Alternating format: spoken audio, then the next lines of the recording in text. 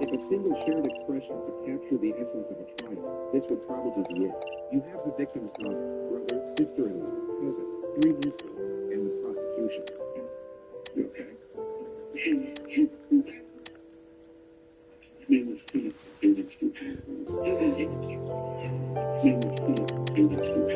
It's anyone's guess as to why Ashley got so freaked out by the mention of Kleenex, but it's worth noting that she has not, and will not, shed a single tear for the duration of her testimony.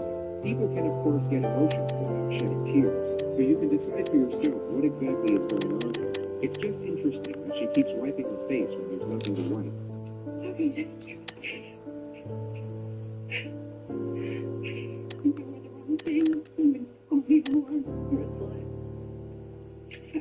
I feel like I couldn't do anything right. I feel like I made a really big mistake getting out.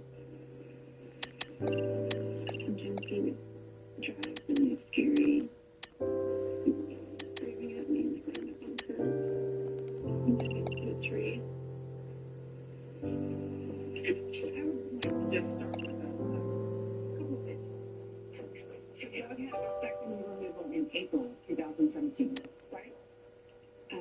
Yes. And you paid for that? Part of it went on my debit card or my credit card. And your intention was to get pregnant? Yes, we had talked about that, yeah. During this time, you said he had started criticizing you, right? About the way you look, your clothes, where you acted. He was, according to you, he flipped a table, tried to flip a table, from a chair, right? Yes. He would scream at you. Yes. He would call you slut and whore. Yes. And you want a baby. What you're seeing here is known as strategic insinuation, where tone and rhetorical framing are used to undermine credibility. This is especially effective when paired with nonverbal cues, such as the look the prosecutor is now giving the defendant. She is not allowed to speculate nor accuse the defendant until her closing statement. So this is her way of doing both without technically breaking any rules. I think, yeah, they were married, he wanted a family. Okay. And here we have the infamous microtransgression. Here's another one. In fact, during this time in South Carolina, he never worked, did you? He wouldn't let me work. Okay. As you can tell, the way she says okay isn't neutral. It's laced with skepticism and condescension, conveying the subtext of disbelief without saying the words. What's intriguing about these elements is how their effectiveness depends heavily on the power dynamics in the courtroom. This is what we refer to as a very low to very high power dynamic. And to give you a better understanding of this concept, we'll show you a circumstance on the complete opposite end of the spectrum. And you're not trained in accident reconstruction. Yeah. No, neither am I. This is what being a fan looks like, of the person you're meant to be prosecuting. The story here is that her client, Terry, skied into the back of Gwyneth Paltrow and is now trying to sue her for $3 million. All right. You were wearing goggles, a helmet? Yes. It kind of looked like everybody else on the slope? That's always my intention. Okay. Miss Paltrow, isn't it true that this was an accident that you caused? Well, and I can tell you that Mr. Sanderson hit me on that ski slope. It's the truth. And I'm sure that that's what you believe. I'm not saying because it's the truth. I'm not saying that. It's a good question. So She's now about to ask Gwyneth the most confrontational question, which she really doesn't want to ask. Maybe do you agree with that? That on that day of the collision, you were not engaging in any kind of risky behavior, especially because your kids were there. I was not engaging in any risky behavior. Okay. Especially because your kids were there. I was not engaging. Now compare this disposition of please forgive me, Gwyneth Paltrow, to I categorically do not like you, do not trust you, and have no problem letting both you and the entire world know about it. Are you scared here up there? No, I wouldn't say. You saw her examination around the time you were living the nightmare. Those were your words, correct? Yes. Were you living the nightmare here?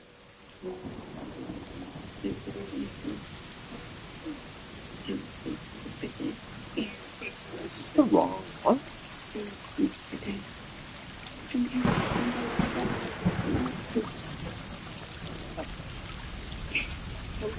bring it home to anybody. Well, I'm going back to the board. So, you knew well. Yes.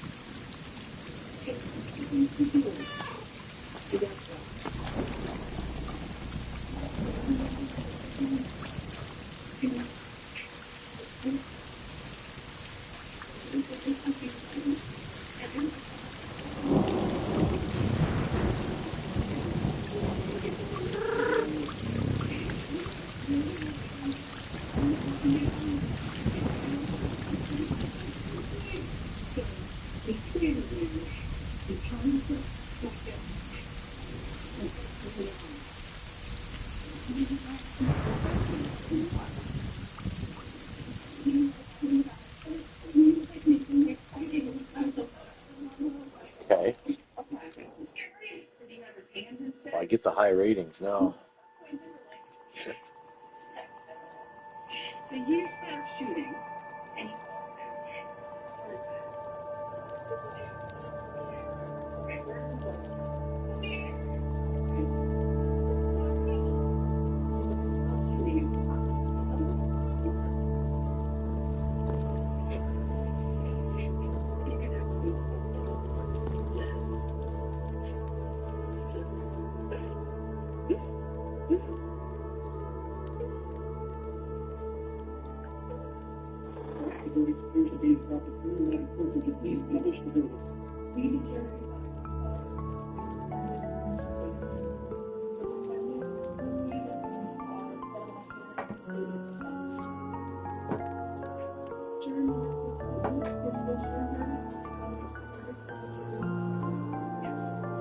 Jury, I want to thank you for your time and consideration in this case. I was asked, is there anybody that I haven't heard from, any testimony I didn't hear, any evidence that I didn't hear, anything at all that I needed to know to make a fair decision in this meeting?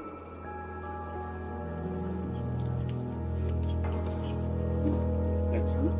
We're somehow getting the sense that Ashley doesn't quite share the same sentiment. All right?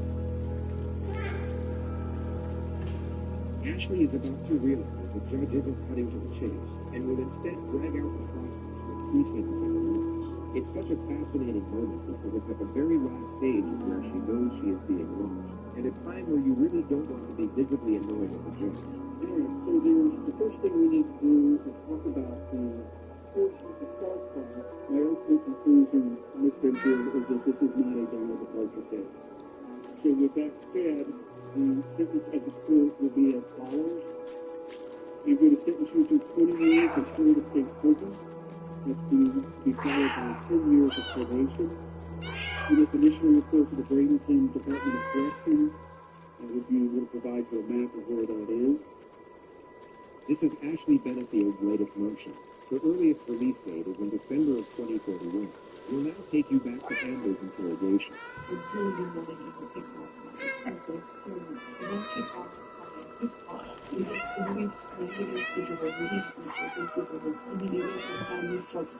then once you get across the street, I see pull his head up and catch me with the ball. And then he's like walks and sits down by the dog and it's like, well, help me, and I'm like starting to laugh, you know. And then the dog kicks me and it's all really the first week me. And so I just was like, to tell you, the essential of the good. We have all the representing this that we try to go up to them and sometimes put up with them. So let's keep it with them. There's something that made you really true of it. It's really important to be like, we think, that's the best community.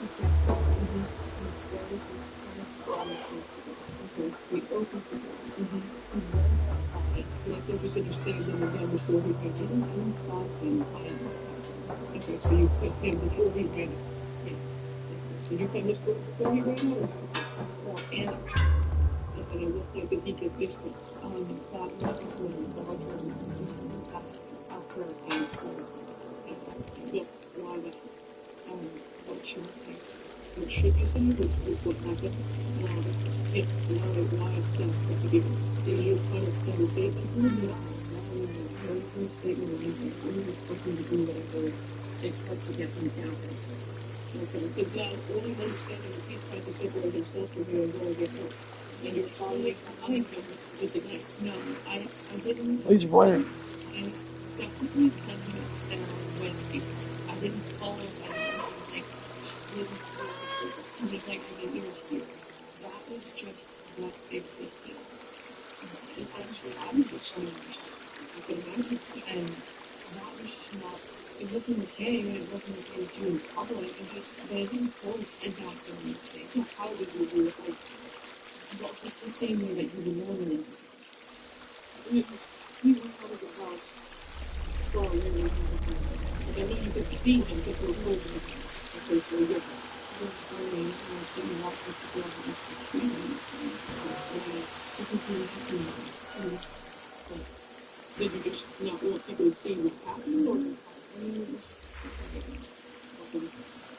Slipping.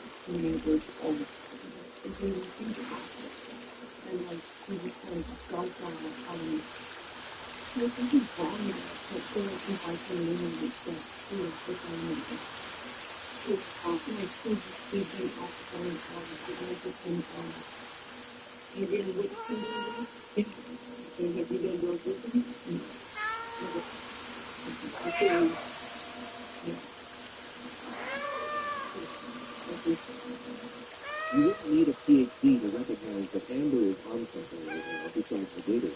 And on that note, allow us to introduce you to our next subject. This is 19-year-old Erin Martin, who recently strangled her own mother to death with an extension cord while coming down off Fifth Avenue.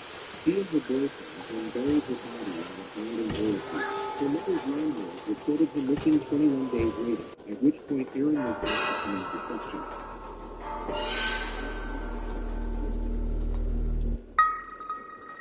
What I do is to try and get the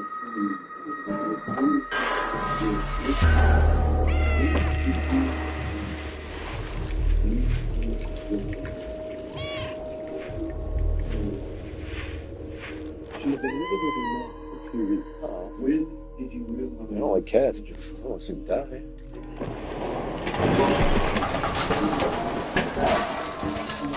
Possession of cocaine roughly 10 hours after the murder. The detective now takes her to the moment she was released 2 days later. Okay, when did you get her?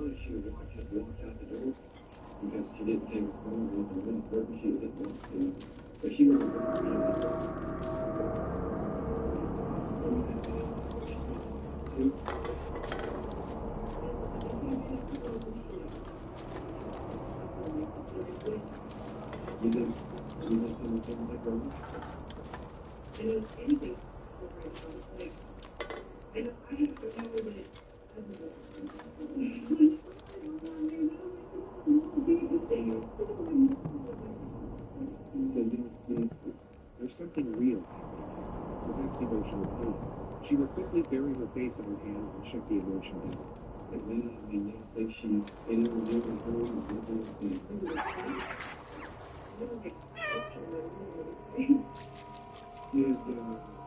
did you tell her?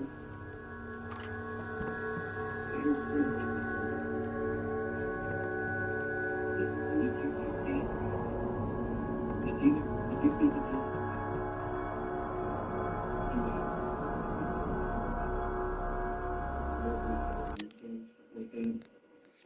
Every conversation up until I don't know which one you're talking about. I really don't know.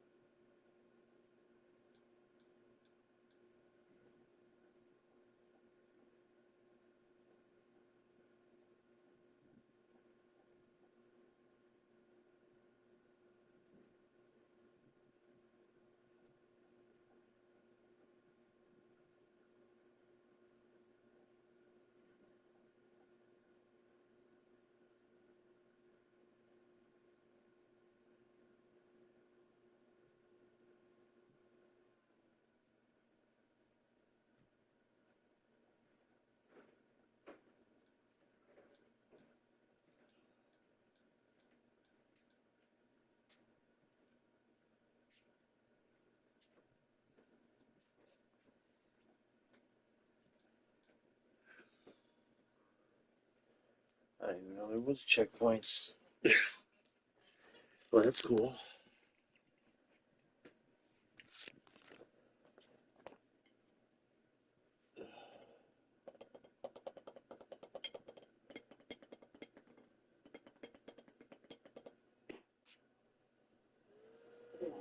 I didn't know. I was respectful, but still quite rude. Okay, how about this?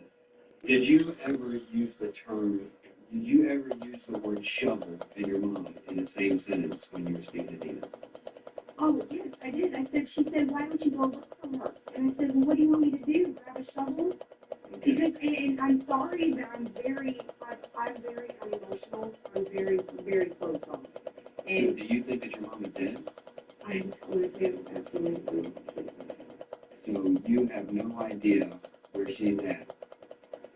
Do you suspect that she's in know. I mean, I'm not sure, but I mean, I'm saying, like, you know, people are returning her. I told you, y'all don't know her the way I know her. I'm such a, I don't know, so screwed up. Like, I can't, I want to accept the worst and just get over it because that's it. But Was your mom depressed? I'm psychologically screwed. Okay? Okay, I'll be right back. Free selective. Yeah, that's a good call. I'll be right back, okay?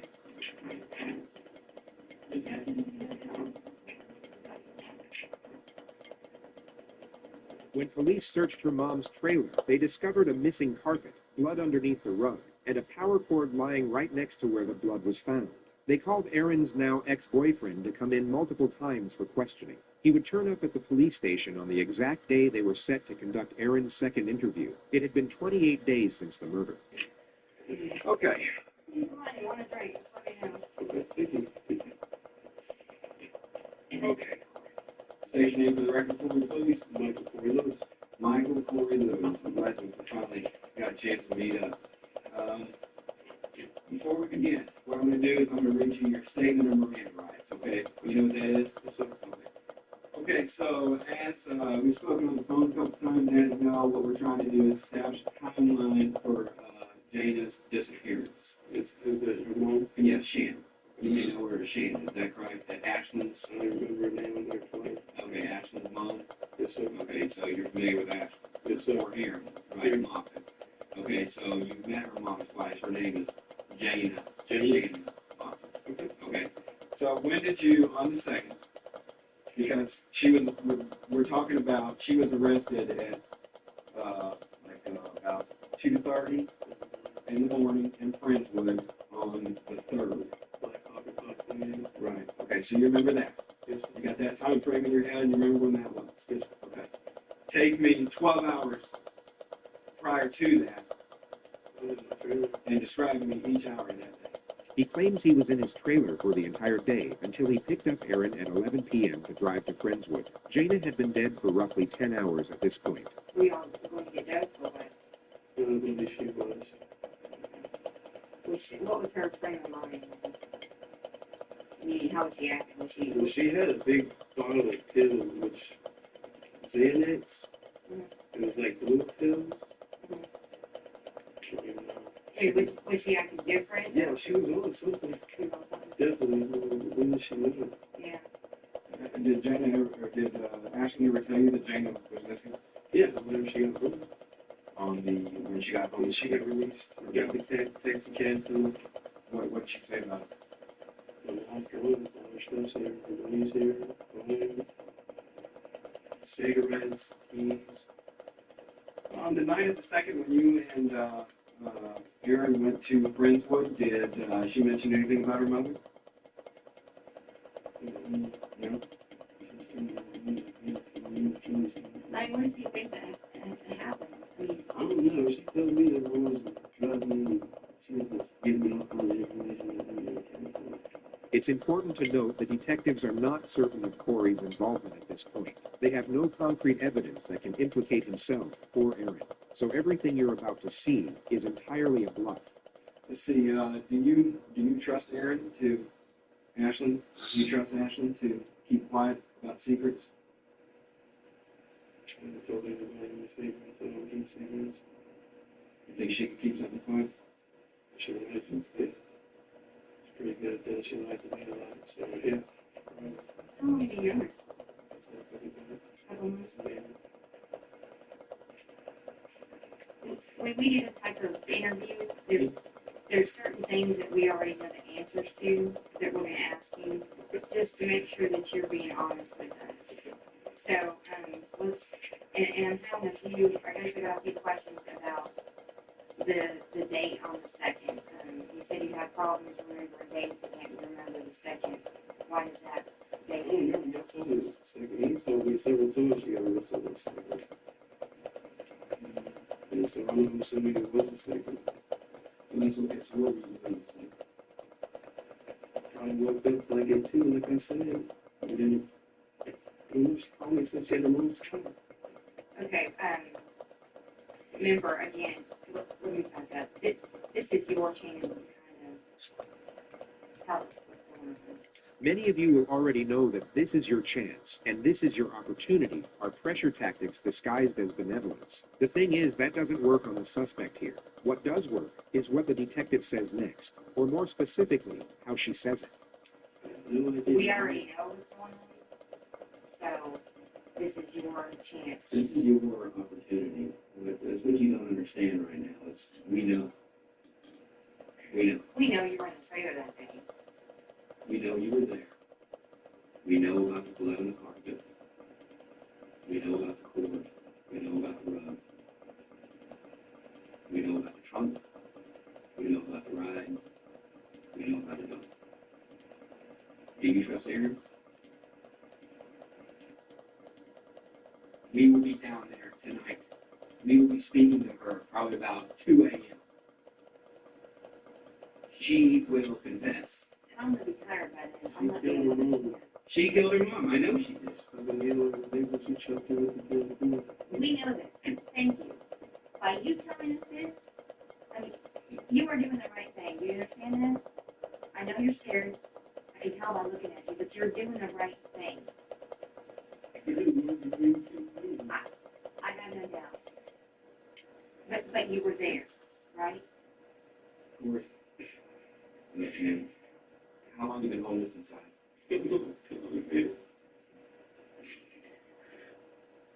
You were in Aaron's room. You guys just had sex. And your mom was, okay, help me out here because the computer is no longer there. I think Aaron phoned Right by the door.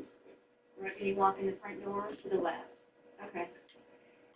Where the stain is, correct? Stay right here. Okay. Because the computer's no longer there, so I'm asking. It's pretty fun. Okay. Forgive my drawing, but we're gonna say this inside of the trailer, okay? Then he's the one that This is the cord out of the wall. Where were you when this happened? That was where you were.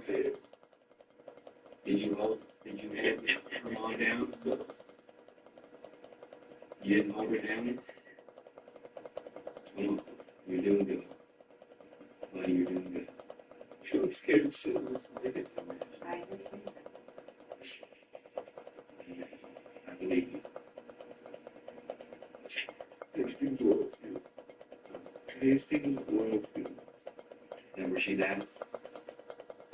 I mean, I imagine panic. Everybody was panicked. They're coming to visit because he just fucking killed somebody. Oh, sure. They take him back to the moment they were both in Aaron's room, just before the murder. And so what happened? Was she talking about what she was going to do, or she said she was going to go out and kill her mom? And she did, and I'm still there now. What has Aaron been saying after this? Aaron was arrested the next day and informed that Corey had already told them everything. Aaron, say anything until you sign this document. Okay? We're going to keep this the way it should be. And then you'll have your opportunity to talk. Meaning what you did wrong. Y'all said y'all put Corey in jail already. Why don't you tell us what happened on the second? Why don't you just start on the second and begin to tell me what happened?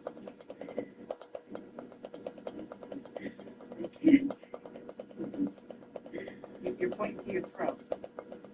What did you do?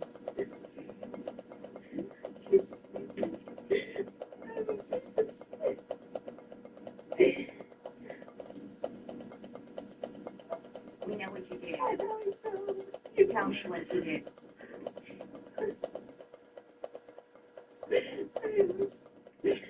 You strangled your mom. I got angry at her and I said something stupid and Corey was like, if you would just feed into my negativity and if you would just shut me the hell up, I wouldn't say anything, I would be quiet, but he fucking fed into it and it makes my ego big and What did he tell you? he's just like, you know, if you do what you do, I'll do it too, blah, blah, blah, you know, and I was like, he just held my mom, and I did that to my mom. Did you kill your mom with me? Did you kill your mom?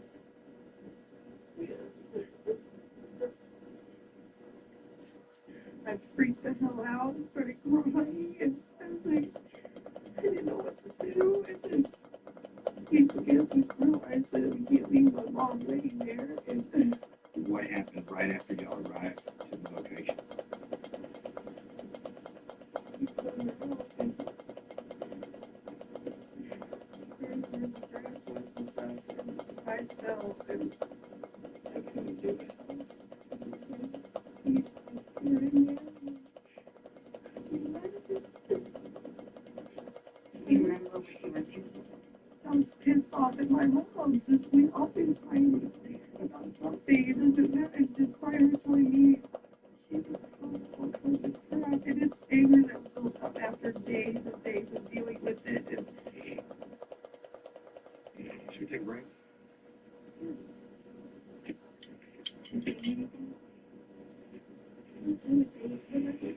Are you hungry? I don't know. We get you crackers or chips or something.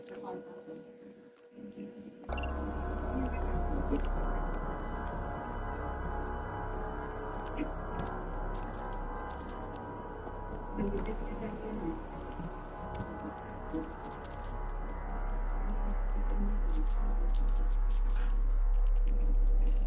What do you think? Why are you thinking you could even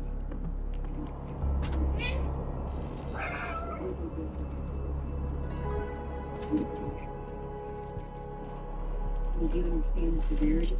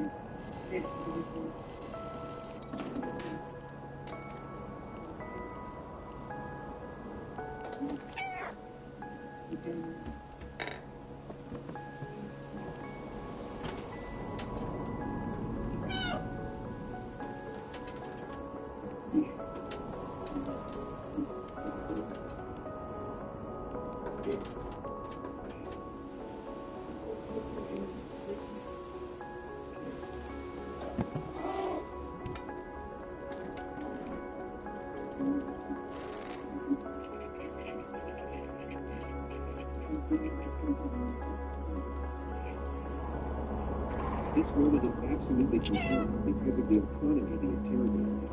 He can respond in any way he chooses, or not respond at all. You may have noticed he was playing the role, especially cold toward Eric throughout the process. But for whatever reason, in this moment, he chooses empathy. I don't think you're a monster. I think you're Eric's good, right?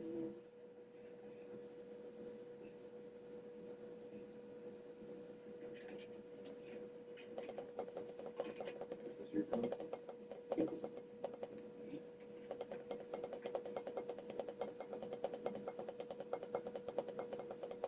Corey Lewis was sentenced to 10 years for his role in the murder. It could not be proven that he held the victim down. Erin Ashlyn Moffat got a 50-year prison sentence. She will be eligible for parole by the time she's 44. So I know we're skipping around here, but I was going back to, you said that you were about a yard away from him as he's running. That's all I really can as he's running, getting help. He was on his knees at this point, because you said you woke up next to him and did this. How tall is he from you, bro? I was standing, and he was like about this tall. Okay. And then the like corner parking lot guard started screaming, and then he said, "Get the fuck away from me, bitch!" And like all this like disgusting language. And then that's when I went to Vancouver for help. And Now, why didn't you stay on scene if you were trying to get help? Why leave in one car? I just couldn't stay. I thought that I was going to be blamed for something because all those people, like, with all of the witnesses at that time, just trying to, like, prove their story and view it together. I don't trust that. But why not say give your account of what happened, you know what I mean? Because I knew this would happen today. You know, Knew that if I showed back on scene, somebody would fall out of the police station. I planned on getting my stuff, giving it to my dad, putting the car back, and leaving, and then calling about this. but was he out there doing really hard? In the apartment complex next door. Yeah, I think he was. He must have been. Or him kind of like seeing me and like, oh, this girl has to go to jail. And like, oh, please. Yeah. Oh, he said that Not during even on the time? talking business. Did he say that during the time? Kind of. But like, I don't. Were any of those knives that you had on you the one that you used to cut the plate? Which one? Okay, how many knives do you keep on you? And there were a lot of knives in that house. Are they yours? Are they his? Is he a knife collector? Yeah. Samurai collector? He's seriously dangerous. Oh, right. Which is why it's in trouble with just trouble. I think I really practice. But Where'd you go after? I parked the car down the street and I just went to sleep. Now, at any point, would you think to come back and call police once you got there, or you just wanted to get your shit again? I just wanted to get either off. Like I'm not used to this sort of like processing and stuff. But if I need to be followed on as a witness or something, I understand. But really, I think it's clear that like have tried to threaten me, and I have to take action to just get them done. Okay. And when you say done, what do you mean by that? Just Away. Away. What I'm trying to say is that I wasn't being like ultra aggressive. So by him bleeding, because you said you couldn't wait to see it done. And I could not stay around it like without like checking to see if this guy was not going to get up again. He got shot and got up. Okay, and then you left him left outside, and you followed him within a yard of him, and you cut him again. I mean, I'm not going to agree to that kind of thing. My brain had been, no, I did not. You said No, I said that my mind was fuzzy. And that concludes the first real pushback of the interrogation, which leads us to our next two subjects. We on this side. Keep the door closed, no connection. People walking by. Nothing. This is Katrina Benn, who, according to these investigators, was the most confident suspect they've ever dealt with. She began dating a popular car salesman called Eric Samoa in May of 2012, and although he was upfront with her about seeing another woman at the time, Katrina believed, or at least hoped, that she would be the one he'd eventually choose. But early one morning, shortly after they had slept together, she discovered Eric had called the other woman while she was there. What she was unaware of, and what you will see her find out in real time, was that Eric was calling the other woman to break up with her. Katrina then waited for him to go to sleep, then shot him in the head. Eric was discovered the next day during a welfare check, and Katrina, being the last person he What an idiot. was asked to come in for questioning. Police would later testify that she seemed genuinely distraught when she was informed of Eric's murder. So you was in the Irish March 11th, and okay, and how'd you meet up? I met Eric outside, like 23rd Drive in there. I think we get off work or get in about the same time. So I used to get off work at 6, take me out to home, and we're walking in, and he asked me if I was a nurse. She talks about her work as a nurse, and they make an instant connection, seeing each other almost daily for the next 3 weeks. She then gets to the day before Eric's murder, where they were spending the night at his apartment watching the basketball game, when at some point Eric starts calling his dealer to bring him some weed. He asked him so many times, where you at, where you at, where you at, and then he was hung up. I don't know if they hung up on him. I don't know, but What time did you do that? that was her second part. She says she goes to sleep in Eric's bed after the game, while Eric stays in the living room. I was like, damn, talking to somebody. And it was a guy. And I don't know how you know I was woke. Maybe I called or something, I don't know. But I rolled over and he opened the bedroom door and came in. And as he opened the door, I could see who I think is the guy from the apartment, like walk out of the The person she just mentioned is Eric's drug dealer, who she's now trying to pin the murder on. She says she goes back to sleep, then wakes up the next morning. It happened right at 5. Happened right at 5. Eric's in bed, and I hear somebody in the bathroom. So guys go there. I use the bathroom. I'm a nurse, so I'm gonna know that use the bathroom anymore. Saying, use the bathroom. I'm hearing water right after. She gets her stuff and goes to leave. And while she's walking out of the apartment, she sees someone push the door shut behind her. And when I felt the knock on the door, I thought it was Eric coming behind me. Because he usually walks into the door and locks the door. But Will you see him come up behind you? Like to the front? no. I went out to In the bathroom. immediately made the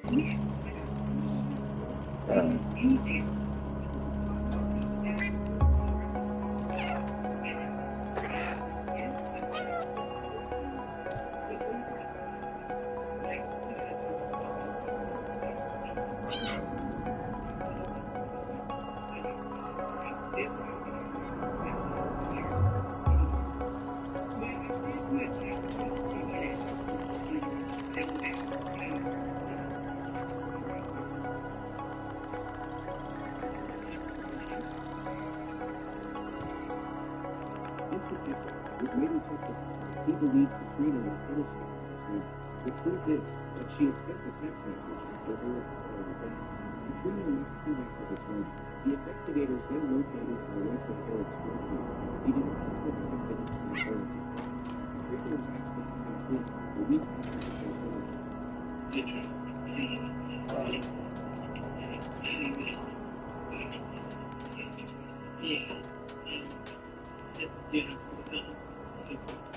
The detectives are once again suspicious, especially this one. The main thing they're doing here is getting a read on Katrina. Perhaps there's others important to know how she responds to this situation.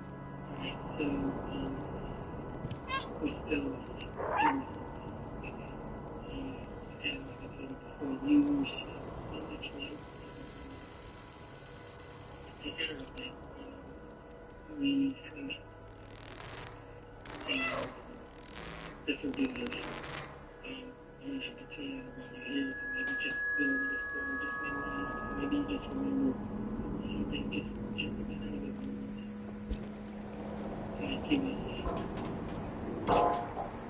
Might give us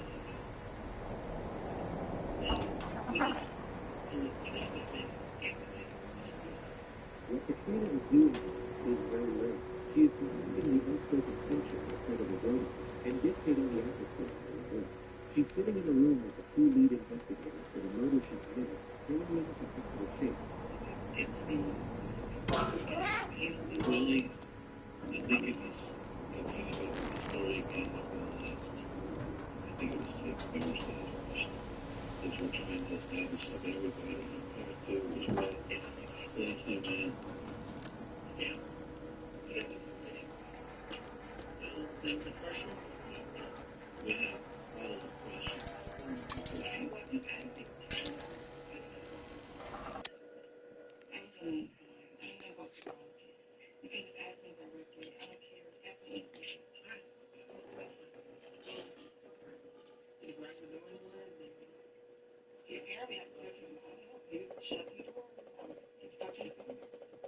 He got out from the bedroom, through the closet, and he came up somewhere from the nowhere, and we don't know where that's from. Do you remember any phone calls he made, like, say, after midnight that night? Because there's a couple, like, unknown numbers that we're trying to figure out who they were. And I was asleep at the day, so he might have been up on the phone.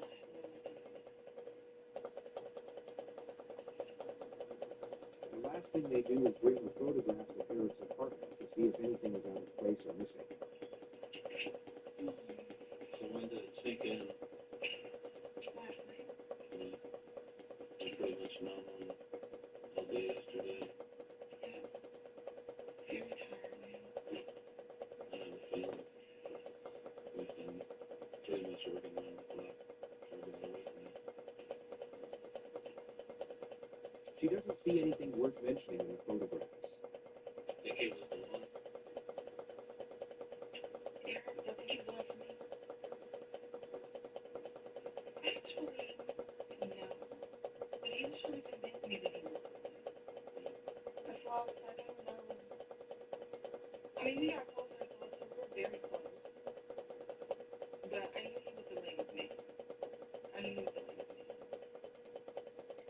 Katrina left the interrogation room, and the case went cold for over a year.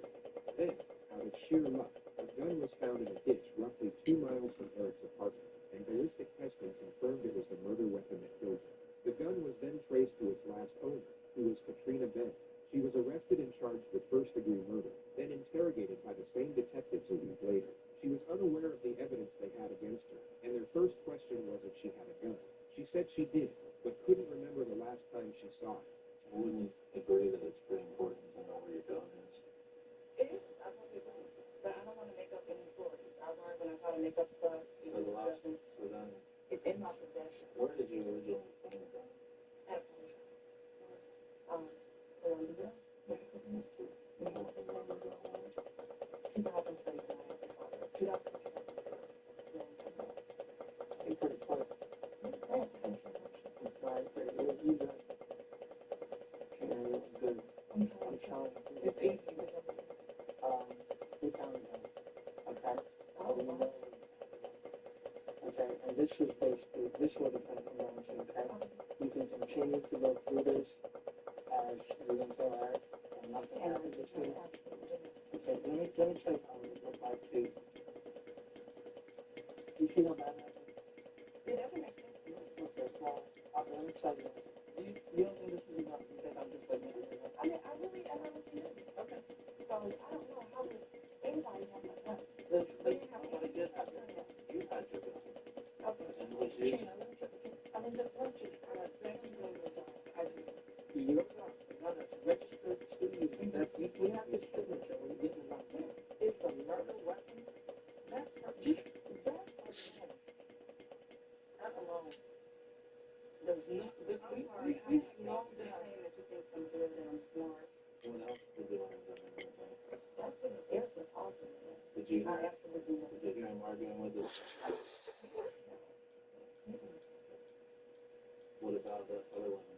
Why would you argue with that? I didn't know he had that. He was talking to him. I don't know. You said he told, when did he say he told me to know that truth in the morning or something like that? you can have to rip it up. You'd be forgiven for thinking this moment belonged in an ancient poem or a Greek tragedy, but unfortunately, it's a true story with a real victim.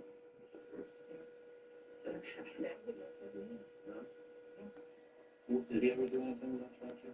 No, Nixon, that was absolutely amazing. And I wish I would have known how he really felt. I wish I would have believed him. You know, Did you tell him before that you tried to, if you guys had an argument? no, there was never argument. I was never thinking that, oh, I mean, always some father or something. There was just nothing. He did nothing. I didn't do nothing.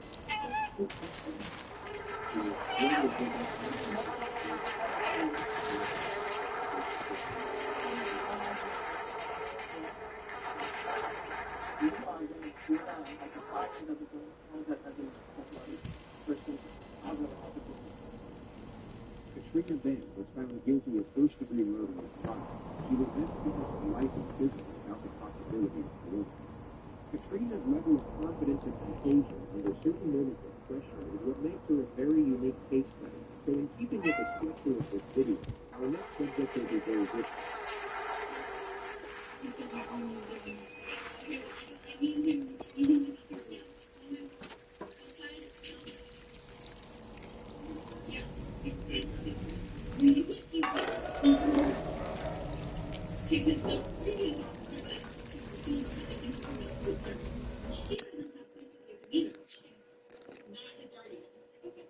So I need to know where my kid is, and I need to know what's happening. Nobody's telling me anything.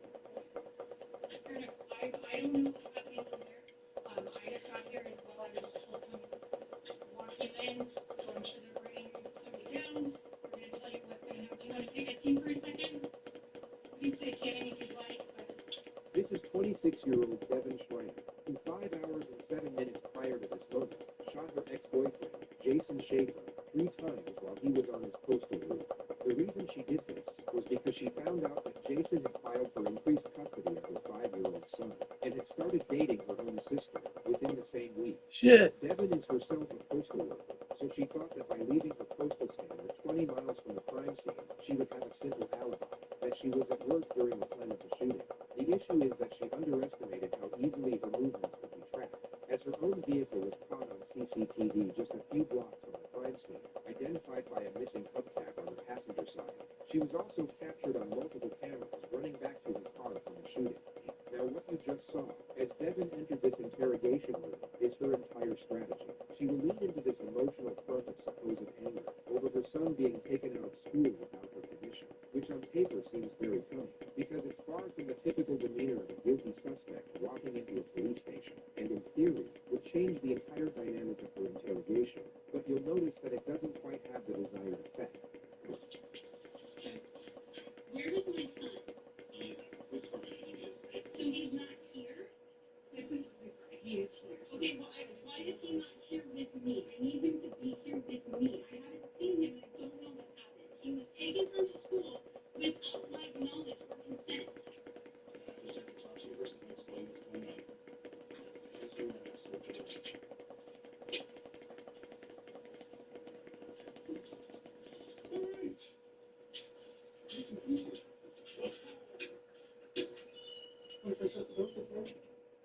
I don't really care. I want my son. The reason that Devin's strategy is about to fall apart has everything to do with this detective, because he basically doesn't give a damn.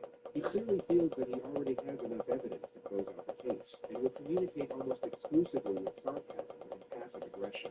You're about to see him blatantly accuse Devin a total of 7 times over the course of this footage. Yet instead of confronting the elephant in the room, as we saw with Katrina, Devin will avoid it at all costs, and cling on to this famed state of annoyance as her escape route, each and every time, and it's absolutely fascinating to watch. Where is my son? Yes.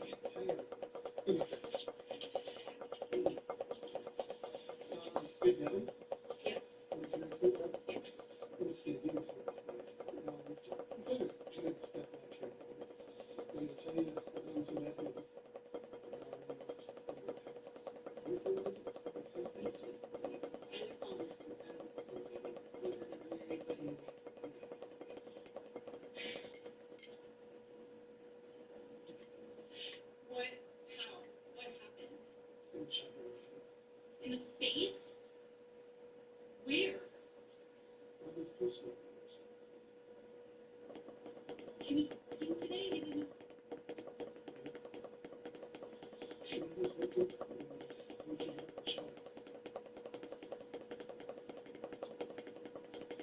When did this happen?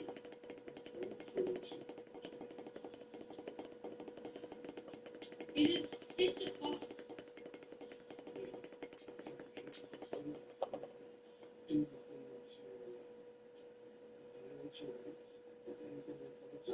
My rights and my son's rights were violated when you took him from school and did not contact me.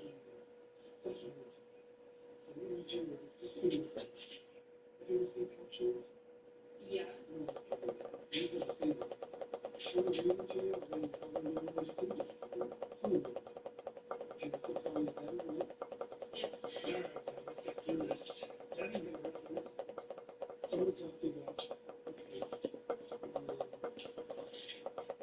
I need to see it.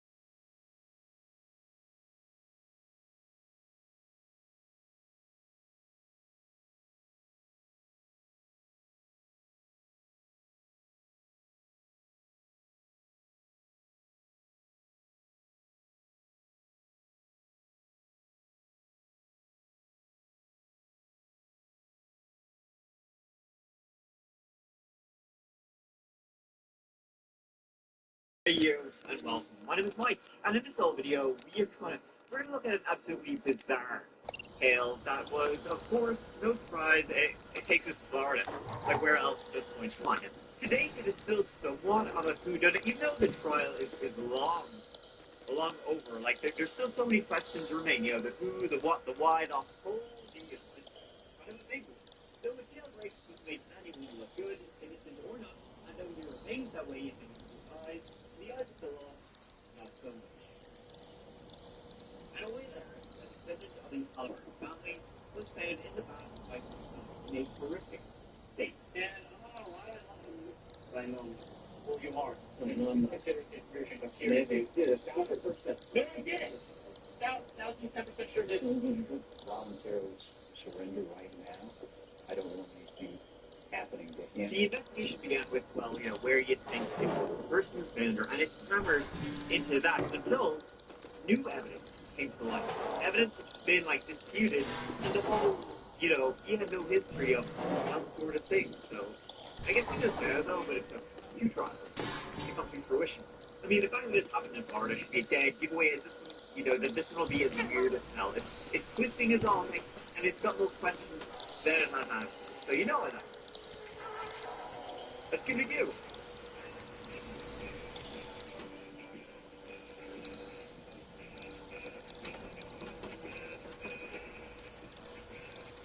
Broward County, or Broward County. That's what one criminal defense attorney calls it. That's the heading for this video. Southern Florida, you know?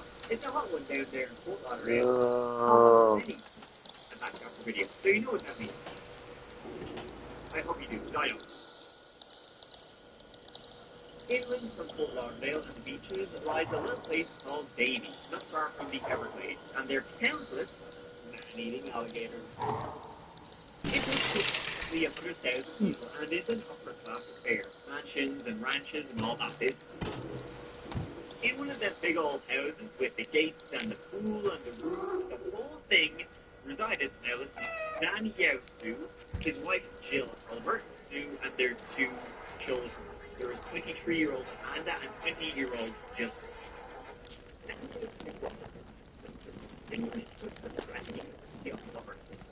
Really worked out this stuff.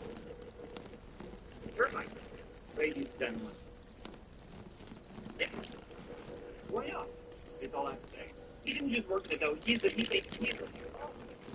on termites. So, you know, for all your termite questions, which I'm sure you have a lot of, he's your guy. Namia was married to Jill, had been for nigh on many years after they met in Japan while she was studying abroad at Michigan State University, and he was studying at Kyoto Institute of Technology. Jill was born in California, born into the wealthy Halliburton family. It was her great uncle, Earl Halliburton, who founded the oil business. Now, they didn't actually do any drilling, they were like oil processing. Something. Not the point of this video, so I don't care. Reading through the Halliburton Wikipedia, they're like comically evil. We got the Iraq War, we got the Deepwater Horizon catastrophe, we got covering up sexual assault, and we got putting dangerous chemicals in your drinking water. But, what do you consider the something? Jill moved with the family to Michigan when she was 11 years of age. Later, moved in with a husband to Hawaii, and finally Broward County, where she got in. She was an artist, exhibiting her art at fairs all around, and also she was a philosopher by everyone she met. She volunteered, she mentored, and she diligently raised her children. And our stories of 3-year-old Amanda, who was living in Kentucky at the time, and 20-year-old Justin. She was returned to Michigan, Ann Arbor, every year for exhibitions, and as her kids grew, she began working with the blind. Now, all of this was crashing. The 8th of September, 2014, one day, after Jill and Nanyo, they returned from Malaysia, they were frequent travelers. They just went to Malaysia, literally the day after. Someone took a spot. The day after they returned, that morning, Nanyo was up and running, back to work, back to work at the University of Florida, Fort Lauderdale. Started semester, hey, he's been on a teach himself, but Jim said he left the house himself at 9:30 a.m. for work. Amanda, you know, the oldest daughter, she was worked with restaurant stuff in Kentucky. And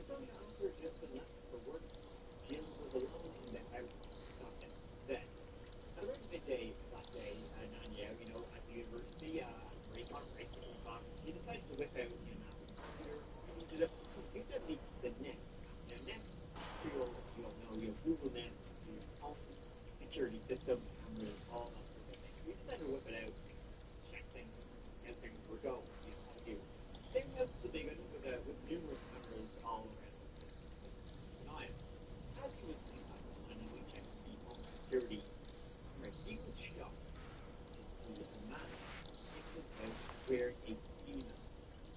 All around the hotel was that young and thin and he was white.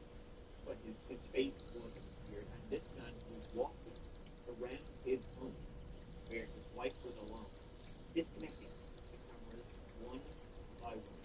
So Nadia then called his son, Justin, and hey, that's what he initially thought it was. But you pranking me? You know what? Practice. Gotcha. Well, when he called Justin, Justin replied he was studying at the local community college. So who was in the house? Justin said to go home and check what was going on because every time Nadia tried to call his wife, the phone was ringing.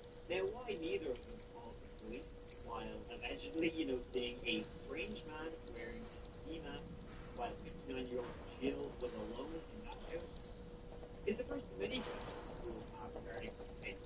So Justin drove home, booked him home. He arrived at the house about 15 minutes after that, and he called, parked in the garage, walked past the sleeping dog. That was there, he began walking into the house, and he noticed, he could see the wire sticking out from where all the home cameras had been. And then the cameras restocked. Their next cameras are USB cameras. They can restock. I didn't know where. He continued throughout the house, and pretty much all the cameras have been disconnected. Continuing through, he walked past the open bedroom door, and saw his things had been rummaged through. Now Justin, big fan of hunting and fishing. He had many knives and a rifle. He saw that his knife drawer had been snooped around. He then continued deeper into the house, and as he did, he could hear water running from his parents' bathroom. Opening the door, he saw the bathtub was full of water. Red water. In the tub, his mother, Jill, she was floating there, face down. In his complete state of, understandable shock, he first called his dad, saying that Jill had killed him. His mother had done it to herself. His dad then told him calmly called the emergency services, dial 911, which she straight up did. This is that call. Call it your emergency.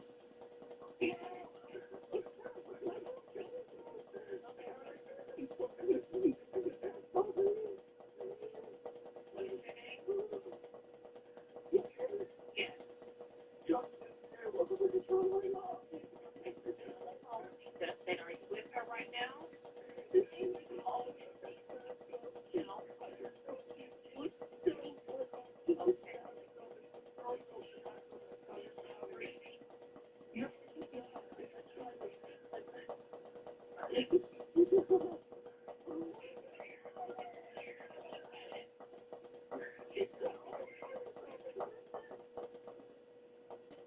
While on the phone with the police, he lifted his mother out of the tub to attempt chest compressions. But that was a no. It was then, again, still on the line with the emergency services that he noticed she had been bound and she had knife wounds all over.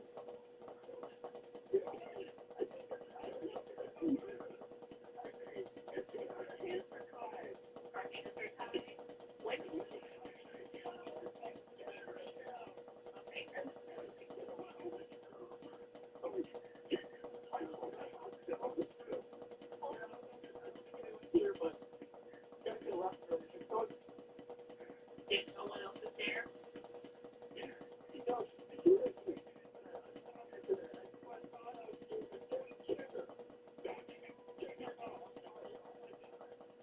Here's another question. Why would he immediately assume that his mother had stabbed herself all over and then thrown her own body into a bathtub? An odd assumption to make.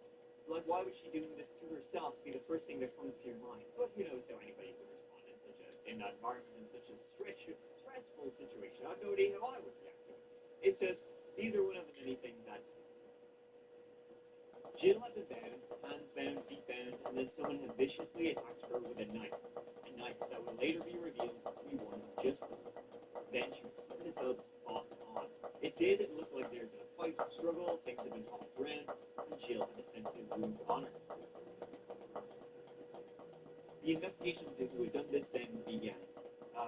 From the start here, the investigators were keeping father and son pretty close, if you know what I mean. At the entrance of the house, not the garage, which had just been entered, the police found a folding knife on the ground. It had traces of blood on it, possibly dropped by the killer when he fled the home. In the back, it seemed like they had found an entry point too. Whoever did this, that's likely how they got in, or what they wanted to think. The entry point was very tight for a grown adult.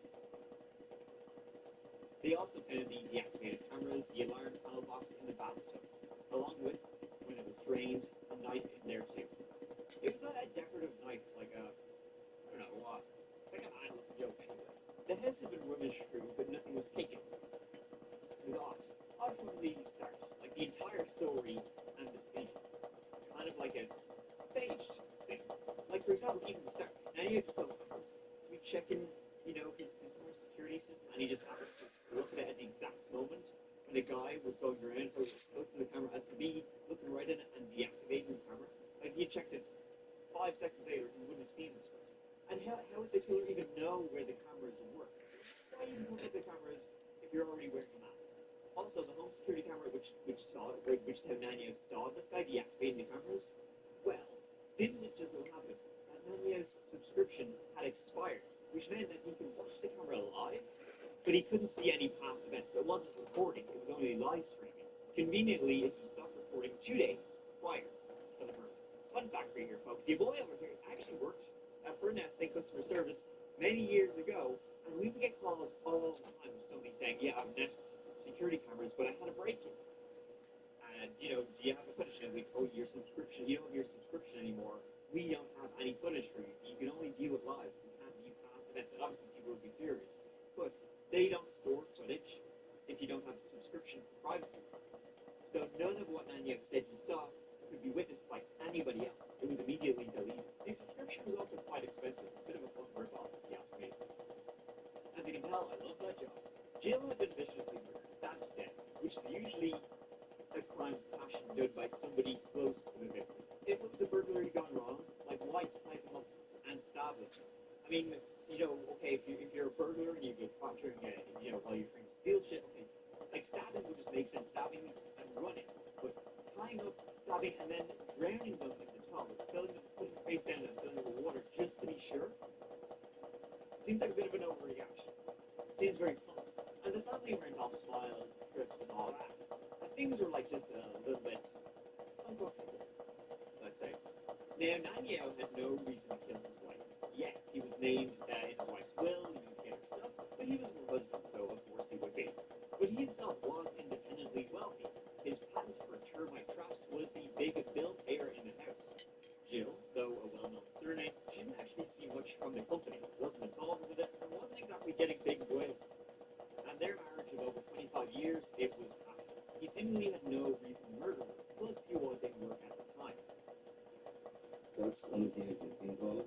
The other thing I can think of is whatever the book is, I'm always disagree with her. Because both of them women are black. Gay black. They know this now. So let me ask you, who knows where it's security for my son? It's the only one that they don't have people over and they walk around. Large amount of value inside the house. Have you ever had any problems with anybody? Have you ever had any kind of instance like this before? Somebody trying to break into your home or anything like that?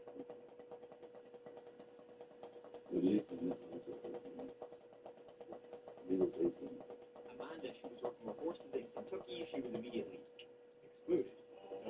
Just left. Justin, the person who found her.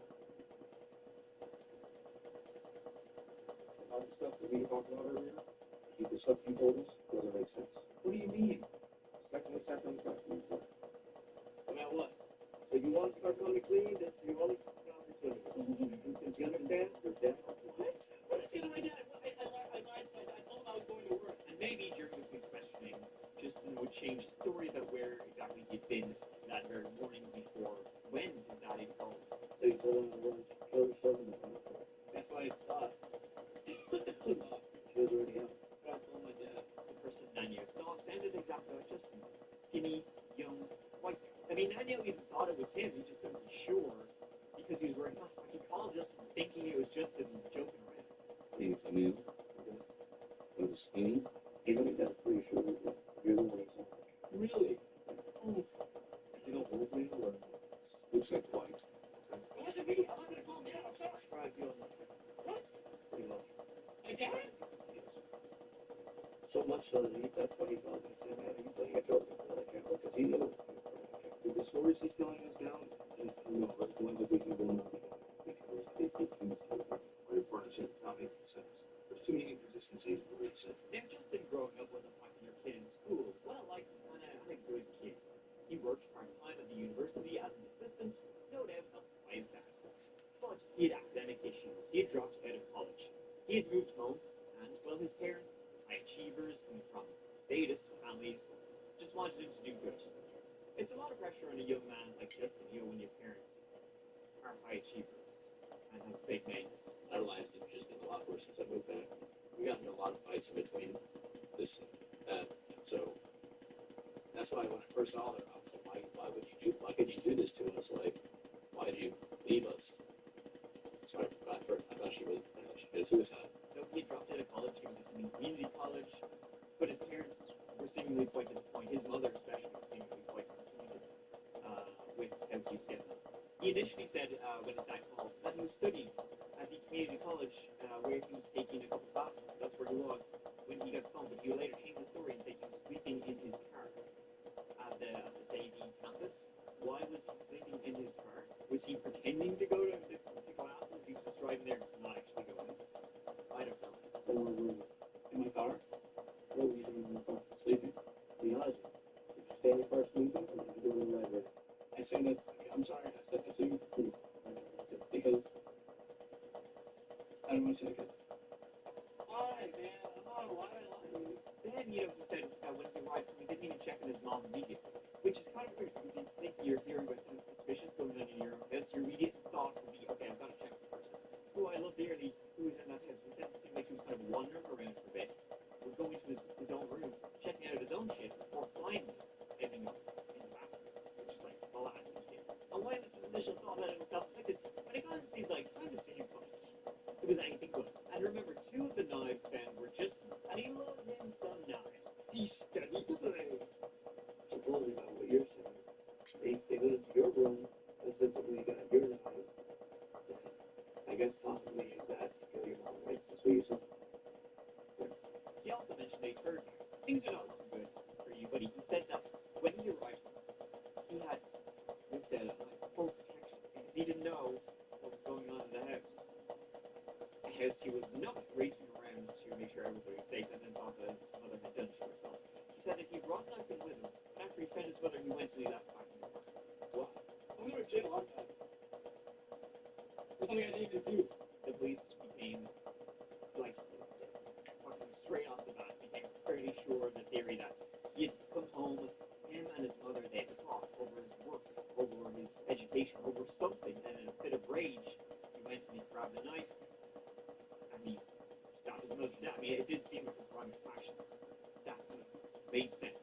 Then he tried to make the whole thing look like a burglary. It's like Alexander Jackson over here, again, before.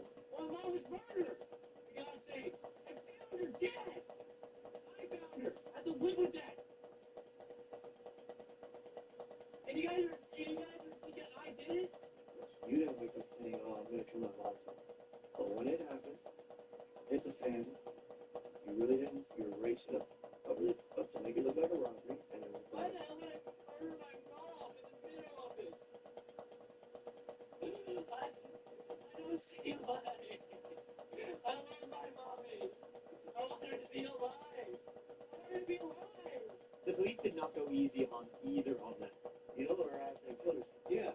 Okay, so why would you tell us? No, I didn't think she killed herself. I thought she tied herself and tried to drown herself in the tub. Did I say that? No, it's, and I'm going to tell you what. Because you're fucking. But it's not what you said. There's going to be a lot of you trying to look for your own fucking lives. It's not, man. Like I said, man, like, And that's going to be a lot harder for I don't know what you, once I saw my mom's body, man, I don't know. It is, you thought you were fucking smarter than everybody else. And now you're trying to remember your own fucking lives. And you're eating. Much harder to try to remember your I'm lives. so stressed right now, man. Like, you should be. You fucked up. No, I didn't. Bro, it's obvious. No, I didn't. No, I didn't. No, I didn't. No, I didn't. I didn't try covering up anything. I didn't try doing anything. I didn't say shit. Where did you see your mother? Yeah. Like that. Running over and over. I got I would not have fucking anything like you did. You put your hands up while you were. Dude, I didn't do it. Really? No. No, man. I thought I did what was right, man. I didn't do it. But ultimately, after 11 hours of interrogations, there was no breaking point, and they were let go. Once again, it should not be held on. Always on furniture. So just as the story was questionable, his appearance was very similar to the person his dad allegedly saw in the footage, which nobody else could now see. He would have known exactly where the cameras were to be able to disconnect them. He owned the murder weapon, and he was the person to find the victim. When you guys find out you're wrong, I hope you come to say sorry to me, man. This is a horrible. No, it's a horrible. If I found out I was wrong, I'd seriously consider a career change. But I know I'm not. Well, you are. I know I'm not. Consider it a career change. I'm serious. Maybe. I'm sorry to touch you, but you're thinking wrong. And we're not going to do a polygraph machine right now, man. Now, just to note, he had also held a party in the house a couple of days before, so another idea was that maybe someone who attended that party knew where the knives were, knew where the cameras were, and knew that maybe there might be something worth stealing in this house. X, Y, Z. That's a whole other kettle of fish. But one thing that went hugely in favor of Justin was CCTV showing him driving into his community when he said he did. And this was after his dad called him asking him to go to the house. And that, my friend, seemingly, kind of confirmed that he couldn't have done it. Like he was where he said he was, which was not at the house when his mother was murdered. Heck. Justin gave the police the names of all his friends who had been at his house recently. All were questioned and DNA swabbed. Items at the scene also, swab the DNA will nearly always be, the kicker, that, and phone records, right? Well, over a week, 9 days to be specific, DNA came back with a match. 4 chip found. It matched with a complete stranger, someone these Sioux had never met before. His name was Deontay Rasilis. He was unknown. Deontay kind of mirrored Justin in life, just a little. They were both 20 years old. They both grew up not too far from each other, but while Justin grew up, with life, private school, vacation, all that sort of thing, Deontay didn't have it quite so easy. Deontay grew up precocious. He was ahead of the other kids. Nicknamed Gucci because he loved to eat, and he also loved to read, write, and dream. He was the son of Bethany, who had retired at Dollar General when these filters started, and she later met Joaquin Phillips, a Haitian immigrant and landscaper. He helped raise the boy for a time before Travis ended it. Deontay dreamed of working in real estate, buying houses, flipping them, and as a kid he'd pick mangoes and sell them on the corner. But by 16 years of age, he had dropped out of school and he began hanging out with the wrong crowd, which kind of then led to him becoming a burglar, essentially. They would go around burglaring all these rich houses around Fort Lauderdale area, and that then led to a series of juvenile arrests. Now, nothing violent. No, he was never arrested for anything violent. Deontay is one of those people where you could have become anything if you hadn't fallen with, troublemakers. Like this one article describes, and he'd spend thousands on diapers and wipes and baby food for single mothers, handing them out to those who needed a little help. And so when he became chief suspect in the murder of Jill, Albert, and Sue, everybody who knew him said, no one. The knife found outside the home had Deontay's DNA on it. His DNA was already in the system as he had committed several burglaries in these sort of upscale communities, and he was charged with first-degree murder. Now, what happened didn't really make sense. I mean, okay, he had a history of burglaries and burglar, fine. Okay. Not perfect. It's everything else. Nothing was stolen in the house, and Jill had been violently murdered. He had been found, stabbed to death, and then thrown in the bathtub with a false gun. And Deontay had no history of being violent, ever. And this was horrific. If he had been, caught in the process of robbing the place, maybe he thought that nobody was there. Maybe he had been watching the house for a time, and maybe he thought, the Sues were still in relation, right? I mean, if he had been caught, okay, he was running ahead and think, right, or trying to stay away. But what was done to Jill, if you were caught mid-burglarizing someone, was a little tad bit of an overreaction. So the whole thing kind of didn't really make sense, even though his DNA was right there. But it proceeded, even though it was kind of like, Why talk to you about your brother? What about it? Well, that's what we talked to him, we just rights. You want to talk to him? Okay.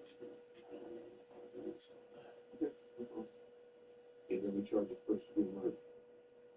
What's first? First degree murder, okay? What are we going to be charged with? First degree murder. Can't talk to us, right? What?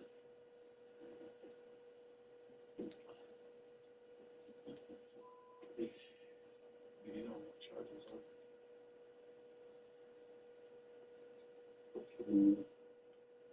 That's it. Can you tell me how many? Right. You're actually telling me so. however, in July 2016, things would take an unexpected turn. He was in court, a regularly scheduled appearance, when he somehow managed to book it out of the courtroom and escape. Fugitive stuff. He managed to escape shacklemanship and run, but no, out of the courthouse to a waiting unknown terror. It turned out that the audience was speaking both to his girlfriend and also two other ones who also considered himself to be his girlfriend. And he had them like organize everything, get clothes ready and waiting, and what exact route they would take out of him. He had one inmate loose on his chest chain or whatever you call it, and then while in prison, he had another inmate loose in his cuff with a key they had stolen off the deputy but a month before. And then sitting, he had lashed himself and he told. Once he was out, rewards were already reaching 50 grand. The hunt was on. Rumors abounded, and the police spoke to every single person they knew. He knew. The news of accused killer D'Angelo Rosales' escape from the Broward County Courthouse came as a surprise to everyone Friday morning, possibly most of all to his attorney Don Williams, who was late to court because of traffic. I was on my way to court, and we had a major hearing schedule in this case regarding the EPA. The applicability of the death penalty. When Rosales took off, the hearing never happened. My advice to him is voluntarily surrender right now. I don't want anything happening to him, and I don't want anything happening to any innocent third person. However, the community was not hopeful, as you can imagine. Many did not think he had done it at all. So when he was on the run now, he was kind of like an outlaw, right? Now all heroes who's now on the run. I mean, there were songs for him.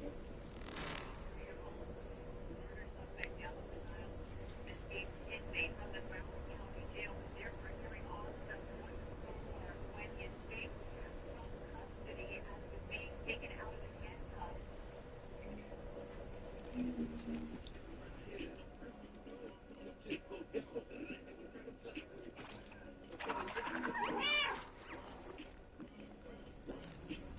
After 6 days, he was eventually found.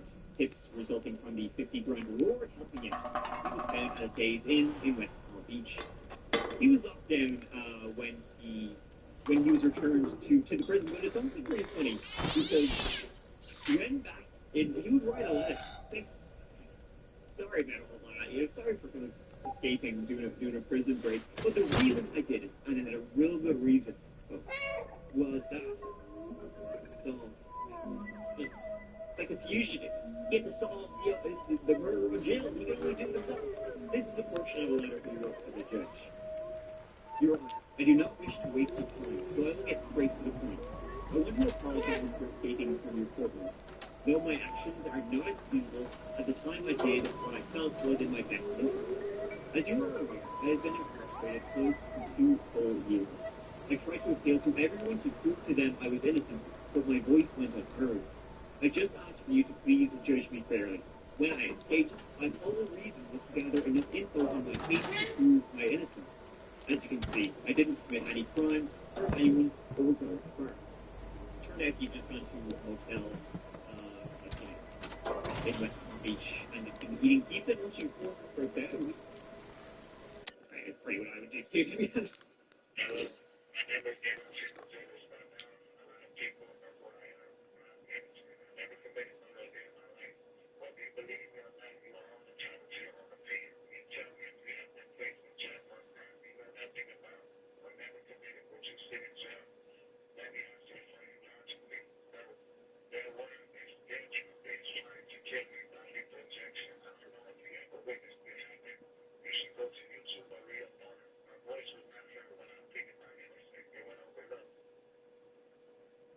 over the years, there would be protests, there would be rallies, there would be billboards demanding his freedom from what they argued was a crime he did not commit. His trial finally went ahead in 2021 for the murder of Jill, with Deontay pleading not guilty. Now, Deontay's DNA was found on a knife, on the entry point, and on a belt. His DNA was not found literally anywhere else. His DNA was not found on her body. His DNA was not found in the bathtub or on the faucets where you think it would be, or even on the other knife that was in the tub with the crazy. No, you wouldn't. Around this time, DNA processing came under scrutiny. A former analyst accused the Broward County Sheriff's Office of falsely claiming certain pieces of DNA evidence were conclusive when they most certainly were not. And later, the state's attorney's office would reopen a number of cases based on DNA evidence. That's what the defense was going with. Faulty DNA. That was the only real piece of evidence they had against him.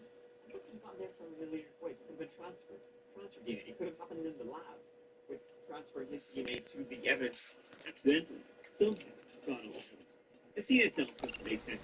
So why should the DNA? After 5 days, the jury came back with a verdict of manslaughter. This murder.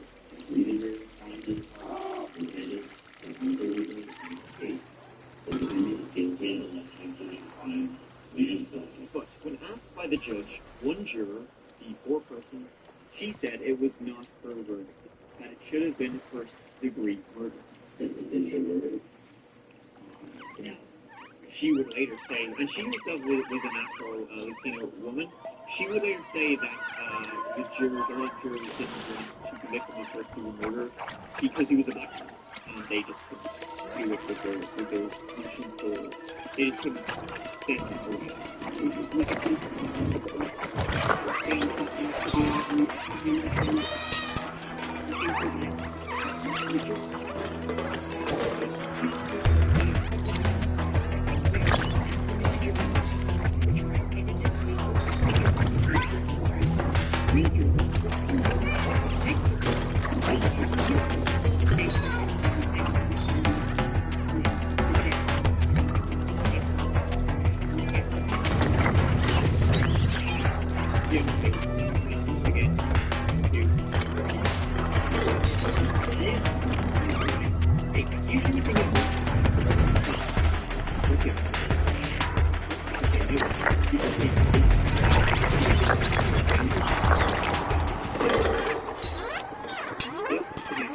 Wow. Jail cell and was contacting people to help him formulate an alibi for him the day of the murder. The film was good. At the end of the trial, Deontay this time was found guilty of first-degree murder. The jury finds Deontay was in this case. The defendant is guilty of murder in the first degree. Deontay spoke at his sentencing, and he still denied killing Jill. He was sentenced to life in prison with no possibility of parole. I would never take a life from my life. I would never take a mother from my child. They mean alleged 25 times Mrs. Suicide. That's beyond my comprehension. I don't possess the hate, rage inside my heart to commit such a heinous crime. Faithful with me, that's how God says, at any given time. Ask me any question you wish. And my answer will remain the same. I did not kill Mrs. Stewart. And that's all I have to say to my family. I love y'all. I love my child. Don't come for me. No matter what I gotta go through. And that's the end of this case, a very twisted one. A lot of questions, yes, a few, like did he do it well? I don't know, I'm sure so many people watching this will be very sure he did it. I mean, the evidence is pretty damning, but then there's so many weird things about this case that just didn't make sense from any real. At the end of the day, the evidence saying he did do it is stronger than the evidence saying he didn't do it. As usual, please let me know your thoughts. A quick thing, a dental use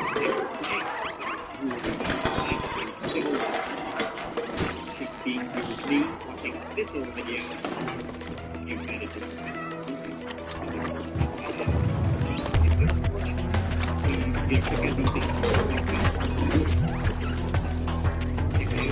If you or the things that don't like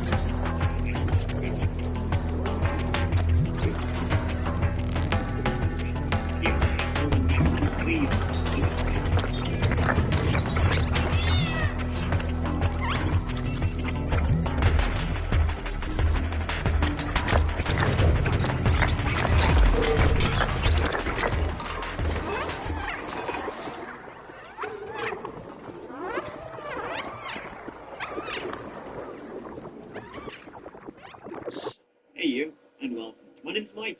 I didn't.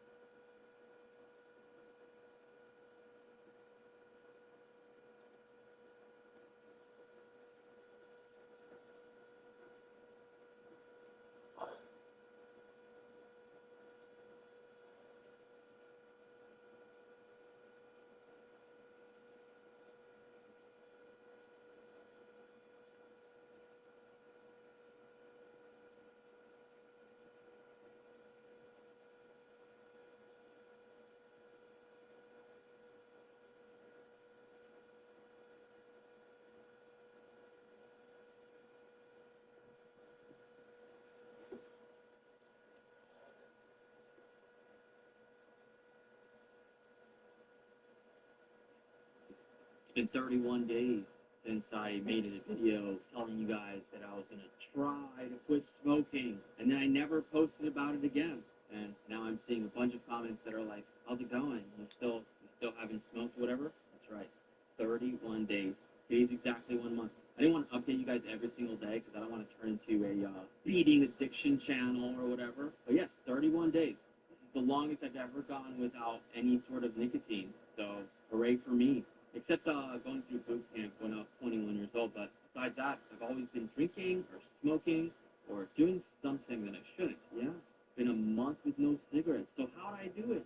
I'm not gonna lie. When I made that decision 31 days ago, I woke up at like 4 a.m. and it was an impulse decision. One of those ADHD things that I did not think thoroughly about. And good thing I didn't, because I would have definitely talked myself out of it. I would have been like, well, I'm gonna fail for sure. And I'm so glad that I did it in such a public way where I told everyone I care about, you guys. My wife always knows when I try to quit smoking. But this time I told my daughter, I said, Daddy's gonna stop smoking. Okay? Daddy's gonna try actually, okay? And I told you guys that I was gonna try too. And that's one of the things that made it different this time. After I told you guys that I was gonna try, a couple days after that video came out, I decided I'm not trying to quit smoking. I quit smoking. I quit. I am not a smoker anymore.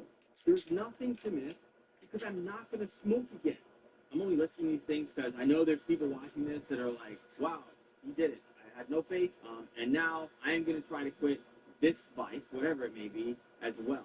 And maybe some of these things help me. So besides putting myself in the mindset that I quit, obviously holding myself accountable was a huge thing. Telling my daughter, I'm not going to smoke anymore, baby. Telling you guys, a lot of you guys don't have a huge community that would make you feel ashamed if you fail. Luckily, I do, and that was a huge help. I didn't want to run back to you guys with my tail between my legs, being like, oh, I'm smoking again, guys. Telling you guys, a lot of you guys don't have a huge community that would make you feel ashamed if you fail. Luckily, I do, and that was a huge help. I didn't want to run back to you guys with my tail between my legs, being like, oh, I'm smoking again, guys. The other thing that helped me quit, which is one of the reasons why I even was so serious about it, was the fact that 21 feels like yesterday. It feels like last week, last month. It feels like I blinked and I'm 34 all of a sudden, which only means I'm going to blink and be 54. Except now, when I blink and I'm 54, now all of a sudden, I was smoking this whole time. Now the arteries in my heart are like hard, and there's a lot of plaque built up. I haven't had good blood circulation to my brain this whole time, so now my brain is like degraded compared to all of my friends and family. That's if I'm still alive, you know? I basically realized how short life is. I'll give it a It's like. actually extremely sad how short it is. Don't get me wrong, I could die as soon as I turn off this camera, right? You never know. But one thing that I did know is that I'm going to blink, I'm going to be in my 50s, and if I'm alive, I'm going to be experiencing health problems. And I didn't want to wait for a huge catalyst in my life to decide, oh, I have to quit. Unfortunately, That's good advice.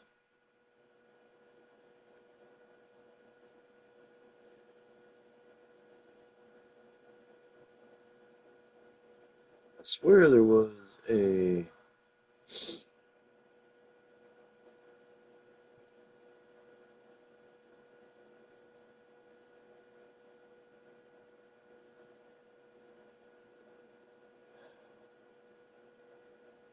bad movies with Mark.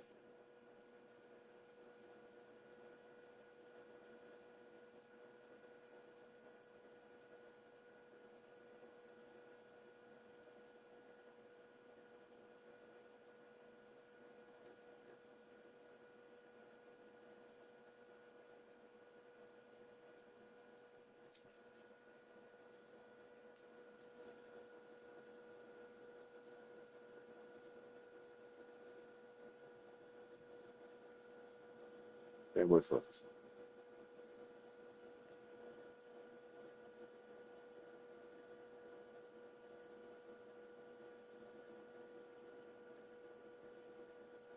There it is. Hey guys, welcome back to the show. And on this episode, I'm going to be talking about a made-for-TV movie that was suggested to me by one of my Patreon members, and I'm able to review it. The movie is Devil Time, The Hound of Michael Donovan. Now, a few years ago, I did a video on the movie Dracula, which was that came out the same year as 1978, but do not confuse these two movies. With total different situations. That movie was a movie about single shots, and this is a movie about now, I assume that since it's a made Devil Time would be the worst of the two. I think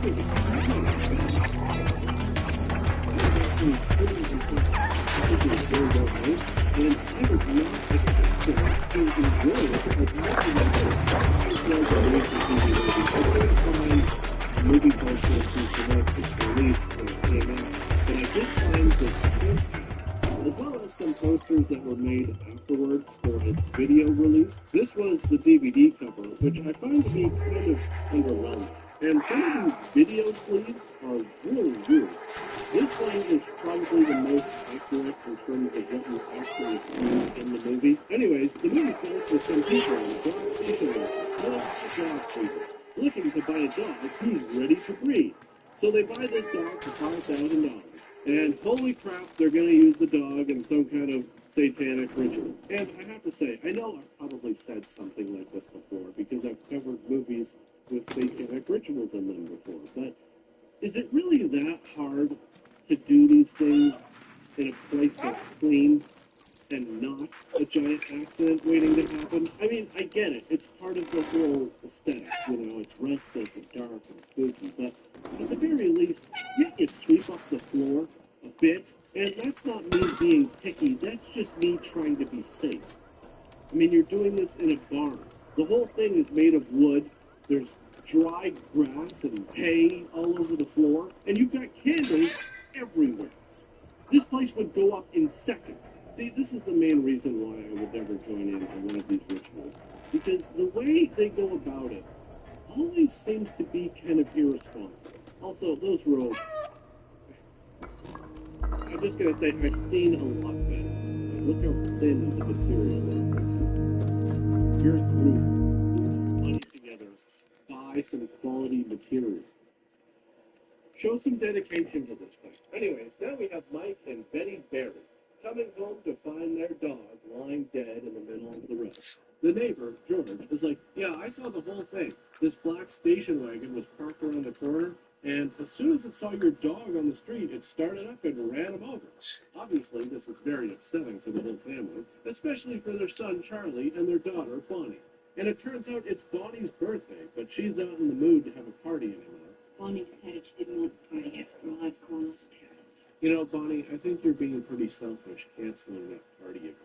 I mean, death is a part of life, and there's no better time to learn that than on your 10th birthday. Because the reality is, you probably have around, what, 80 or so birthdays before it's all over? And yeah, look, you've already burned through 10, so they should make you appreciate it. Good, but no, you get to tell all your friends after their parents spent all that time buying you presents. And what about your parents, Bonnie? You know, they bought all that food for the party. What are they going to do with it now? You know, they can't just give it to the dog. Because as we all know, dead dogs don't eat. Anyway, Bonnie is like, screw this. I'm going for a bike ride. Maybe a car maybe too. Fed up with this world. But then suddenly, this guy pulls up with a truck full of fruit. And he's like, hey, kids, do you want to buy some fresh fruit? Hey, also, I've got some puppies in the truck as well. You want one of those? And look, you're going to see some stuff throughout this movie that's going to make it very clear that these people are pretty well. Big house. And this. They live in a neighborhood where a guy drives right up to your front door, selling fresh fruit and giving away free puppies. The wealth disparity in this world is out of control. You know, I was always told growing up, if you work really hard, eventually it will pay off. Well, I don't know the guy in my neighborhood. So, like, what are we doing here? So Charlie's like, hey, maybe we should ask Mom and Dad first. But Bonnie's like, it's my birthday. We're taking the dog. So they name him Lucky and run inside, and the man takes off. Because he was never interested in selling fruit in the first place. Clearly, he's one of the cult members. He's evil. I mean, it's just like Adam and Eve. The analogy is right there. Didn't the devil disguise himself as a snake and then drove around trying to sell fruit to people? I don't know. I'm not that sure. Anyways, George comes over with his dog, Prince, to bring a gift for Bonnie and kind of rub it in her face that his dog is still alive. Kind of dick little George. But Lucky freaks out Prince, and this causes a huge mess, ruining the cake. Oh, that's okay. The best birthday I've ever had. Wait, this is the best birthday you've ever had? Your dog got run down in the street like 2 hours ago. So the next day, Maria, the housekeeper, comes over because even though it's her day off, she wanted to work for free and take Bonnie to the park. But then she sees Lucky and she's like, holy shit, that dog is fucking evil. Probably. But then the next night, she sees Lucky again and she's like, yep, I knew it. That dog is too cute not to be from hell. Hey, Mike, we're all screwed. If you don't get rid of that dog, it's going to kill us all. And Mike is like, Maria, have you seen that dog's paws? It's going to be a great guard dog one day. I can't pass that up. So the family goes out, and Maria lights some candles and says a prayer. But suddenly, the candle catches her rope, and she goes up in flames. And I know some of you are going to be quick to blame the dog for that, but hey, the dog didn't make Maria light those candles. And yes, the dog did close the door, preventing Maria from finding water and putting it out. But hey, again, it's not the dog's fault that Maria didn't stop, drop, and roll. That's what we're all told when we're really young. If you're ever on fire, stop, drop, and roll.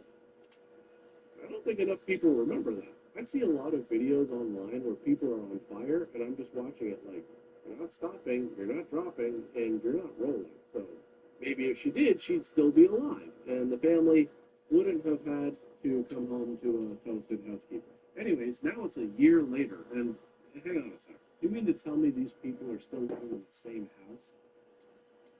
I don't know. If your housekeeper burns alive in your house, I think you gotta move. Because you're just not gonna get that smell. And by the looks of it, that house was very thoroughly carpeted, like a thick shag, which was popular in the 70s. So I gotta imagine that smell is just gonna linger, trapped in the fibers forever. Anyways, Mike is outside trying to fix the lawnmower, and the dog doesn't want Mike to pet him. So Mike's like, Lucky's been acting very weird around me for months. Maybe there is something wrong with that dog. And aren't you jumping to conclusions, Mike? I mean, seriously, ever since he dropped that dog, the worst thing that's happened is that incident with Maria burning alive. So, look, it's only killed one person, and that was a whole year ago. That's like ancient history. I think if there was something seriously wrong with that dog, that number would be a lot higher by now. So suddenly, the lawnmower starts up, and Lucky starts using his demonic powers to pull Mike's hand into the blade. And after a while of back and forth, Mike is able to resist Lucky's powers, and he's like, holy crap, what the hell is going on in here? I should be hiring someone out this world. And what the hell am I even doing out here? That if some of you were in this situation, you'd be thinking, what the hell is wrong with that dog? And it's not that you'd be wrong, it's just that the dog did fix the mower, so fair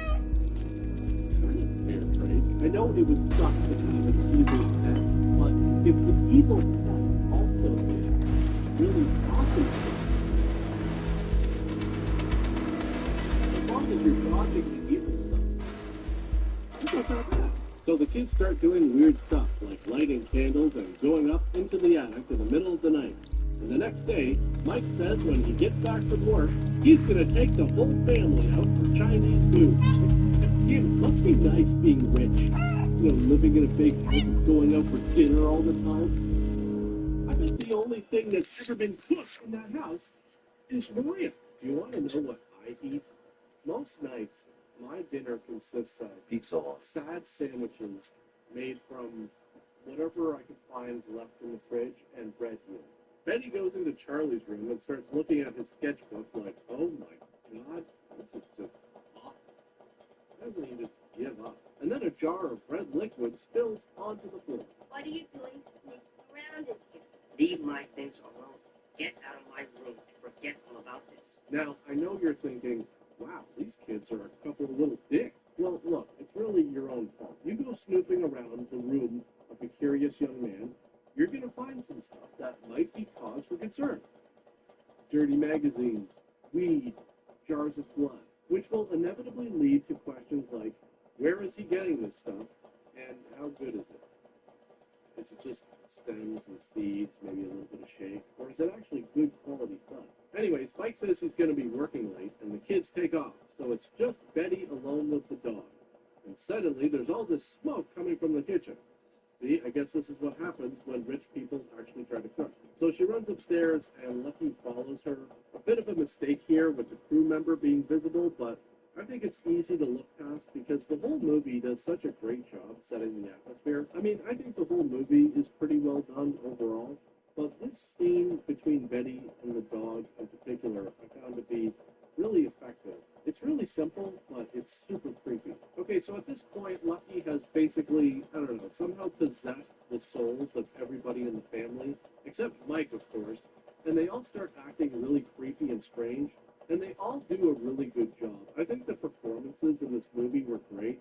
The cast really nails this expression of being friendly yet chilling at the same time. I think they also picked a great dog for this. I mean, it doesn't look like a vicious, evil dog, and that's the point. It just has this presence that can be very foreboding, and this is, of course, due in part to the way in which they shot it. Anyways, a bunch of bad stuff keeps happening, people die, and Mike starts realizing, hey, my family has kind of turned into a bunch of jerks, and then one night he hears something going on in the attic. So he goes up there and finds all these candles and this weird picture, And he's like, what the hell is wrong with all of you?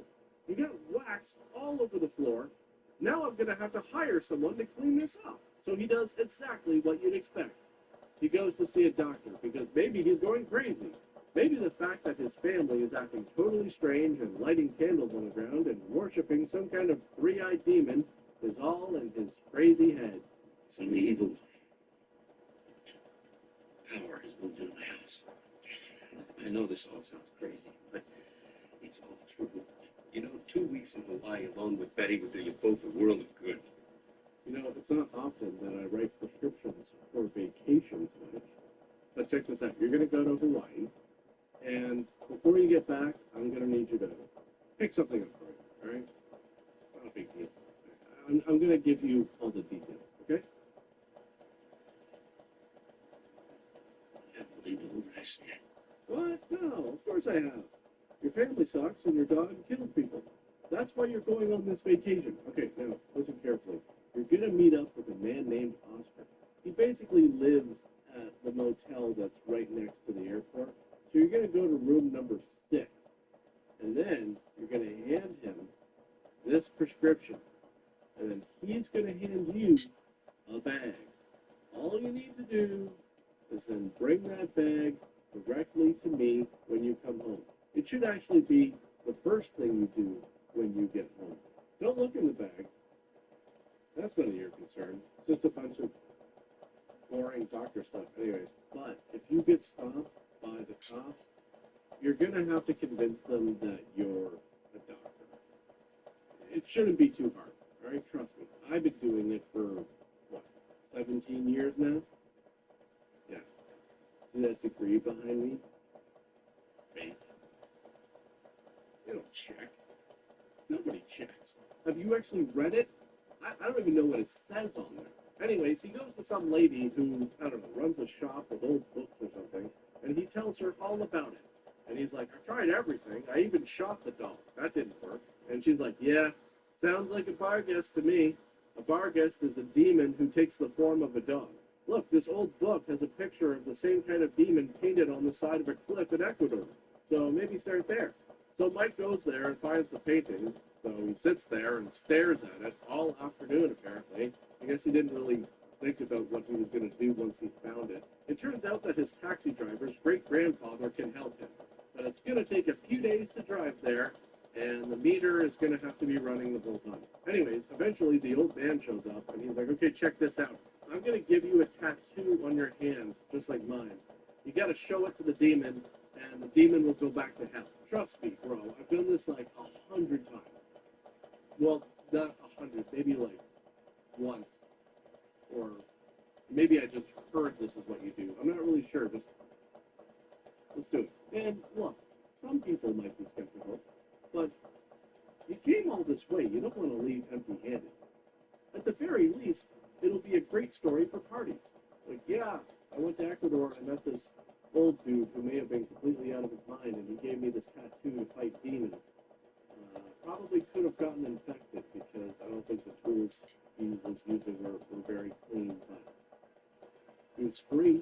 So Mike comes back and goes to this plant where he works, and this is where Lucky reveals his true demonic form, and Mike shows him the tattoo, and after a while, it works. So there you go, Mike. Maybe next time, don't let your kids bring home a strange dog. Go get a fish or some shit. But then at the end of the movie, Charlie is like, hey, Dad, that guy who gave us said that he had 10 dogs. So what about the other 9? And if it was me, I'd be like, I don't know, and I don't care. Give me a goddamn break. It was hard enough getting rid of one of those things. I'm not going to do that again 9 more times. I've got to go into work in the morning. I've taken enough time off as it is. In fact, I didn't even tell anybody that I was taking time off. I just stopped showing up. So I guess we'll see if I even still have a job in the morning. That'll be the next adventure for this family. Because if I'm unemployed, we're going to have to start cutting back on some of the luxuries we've been enjoying. Maybe it's a good thing that I was keeping it. Now, it was interesting watching this movie because I knew I had seen these kids before. Charlie and Bonnie were played by Ike Eisenman and Kim Richards, who also also played siblings in the movies Escape to Witch Mountain and Return from Witch Mountain. And I remember seeing Escape to Witch Mountain when I was a kid. I don't really remember the story that much. I just remember that I really liked it. Now, as I mentioned at the beginning of the video, I was pretty surprised by this movie. For a made-for-TV movie, I thought it was pretty good. And I think it moved along really well. I found that I never got bored watching this movie. And when it comes to watching movies for this show, with a lot of them, they end up being hard to sit through at some point, or they have a boring scene here or there. But that didn't really happen when I was watching this movie. So if you think you'd be interested, you can watch this whole movie on YouTube. I will post the link in the description. I want to thank all of my supporters on Buy Me a Coffee, Patreon, and my YouTube channel members. I want to thank all of you for tuning in. But that's pretty much it for this one, and I'll see you all next time. Oh, and one more thing. If you go to the motel and Oscar isn't there, you need to find a payphone immediately and call the Intel. Because if he's not there, that means that I should probably get my passport ready just in case. You're gonna love Hawaii. You're gonna have a great time. And you know what? I feel Mike's frustration here because when I was growing up, I had a dog, and do you know what that dog's name was? Lucky. I'm serious. I'm not making this up for the show. That dog, he peed on my Xbox. I'm serious. He didn't pee on anybody else's stuff, just mine. He hated me. It sucked. And everybody else in the family got along fine with the dog, but me. It felt like I was crazy, because I'm just like, what's the deal? What's wrong with me? If you were me or Mike, you would feel the same way. It's not fun being singled out by the family pet. He peed on my Xbox. He knew it was something I enjoyed and I spent a lot of time with, and he wanted to, ruin it or mark his territory on it. Like, oh God, it still works. It's just, it's the disrespect.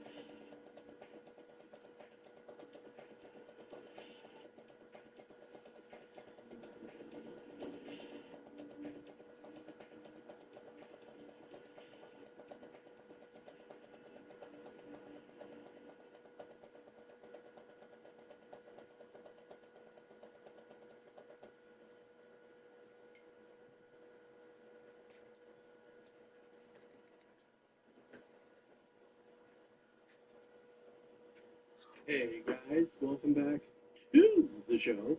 Now, in my last video, I talked about the movie The Alien Factor from 1978, which was made by Don Dolan. It was a movie in which an alien spacecraft crash lands on Earth, and then aliens start going around killing people. Well, in 1982, Don made a movie called Night Beast, in which an alien spacecraft... Hey guys, welcome back to the show. Now, during my extraterrestrial visitors video that I did back in March, I mentioned a movie called The Galaxy Invader. Now, The Galaxy Invader was made by a man named Don Dolan, and over the course of approximately 10 years, Don made a movie about an alien crash landing onto Earth and then going around killing people 3 separate times. The Alien Factor in 1978, Night Beast in 1982, and The Galaxy Invader in 1985. And these movies were very similar in a lot of ways, not just in terms of premise, but they also featured a lot of the same actors playing the same characters. In terms of when the movie was actually shot, there's a piece of trivia on IMDb that claims the movie was shot in 1972, but was shelved for 6 years because Don couldn't find distribution. However, I found an old article from Cinefantastique magazine that says that the movie started shooting in 1976. The movie starts with this couple, Rex and Mary Jane, who are parked in an open field. Why? So that they can drink and make out. But then someone shows up in what looks like a really dirty raincoat and tries to pull Rex out of the car. Now, you might be tempted to call that person a monster. Well, I think that's pretty judgmental, honestly. None of us know what's really going on here. Sure, it may seem as if these two people are the victims of some sort of random attack, but what if it's all just a big misunderstanding? What if the person in the rain suit thought that Mary Jane was trying to smother him to death, and he was just attempting to pull Rex to safety, or pull him out of the car so that he won't be able to operate this vehicle under the influence of alcohol, which is illegal, by the way, and I'm pretty sure trespassing on private property is illegal as well. So, if anything, Rex and Mary Jane, they're the real monsters here. Awful, awful people. So, what did we learn today? That's right. Next time, don't be so judgmental. Seriously, though, that thing was an alien, and it did end up murdering Rex. So, whatever. Anyways, Mary Jane runs away, and the cops pick her up, and then the doctors take her in. And then the mayor shows up. How's Mary Jane? She's in shock, but she'll be okay. Did she say anything about what happened? Shocked, Bert. She didn't say anything. Yeah, Bert. Idiots. And to think the people of this town elected you.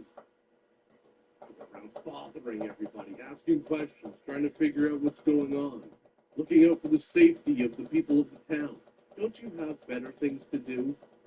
I do. So then these three random guys show up, and Jack the sheriff is like, hey, you guys gotta get out of here. You can't just go walking up driveways. This is private property. You just had someone killed over that. And they're like, yeah, but we heard about what happened to Rex over the police scanner, and we have nothing else to do. So can we help you try and find the wild animal that killed him? And the sheriff was like, no, you guys don't look nearly cool enough to hang out with me. I mean, get real. Have you seen my hat? Just look at this. None of you even have a hat, much less one that's as nearly as cool as mine. It can't be seen with you basic bitches. The movie shoots day for night here, and it's not horrible. I mean, I've seen a lot worse, but I can't blame them for doing it because, as I've mentioned recently, shooting at night on a low budget in the woods can be very challenging. But what's funny about this scene is here we have this couple who came out here for a very specific reason. Listen, why don't you look at me and say What's going on? Still now.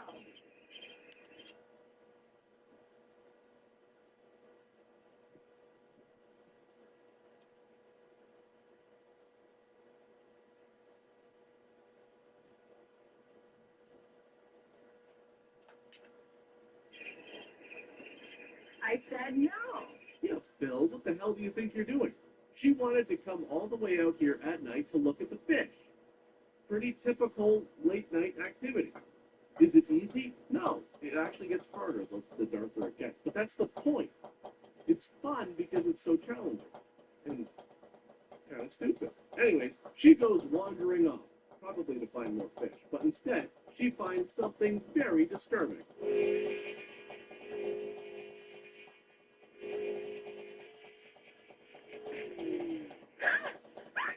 And look, I'm sorry to say it, but that's kind of the risk you take when you go walking around the woods. You might see some stuff that you don't want to see, like a dead animal, or a bare-chested man, or a mutated humanoid. Pretty sure that was the plot of Stand By Me. Plus, it's not that bad. He is wearing jeans, so he's trying to fit in with us a bit. I'm just saying, would you rather have the alien be fully naked, or show that it's trying to be somewhat fashionable? So there's this reporter who keeps calling the coroner and her nephew Steve, who are doing the autopsy on Rex's body, and she's like, come on, give me the scoop. What's the cause of death? And they're like, stop calling. We know you're super horned up to know the gory details, but we haven't finished the autopsy yet. Give us a break. We're not even working in a real morgue over here. It's just a room with some sheets hung up, and not really any tools either. We don't even have gloves. It's pretty gross. Meanwhile, the three board guys are sitting around, and one of them is like, hey, we don't need the sheriff's permission to go out there and hunt this thing down. Come on. Come on, let's do it. I'll get Susan. Susan? What do we want to take her for? That's stupid. No, it's not stupid. If anything here is stupid, it's you. Susan totally likes me.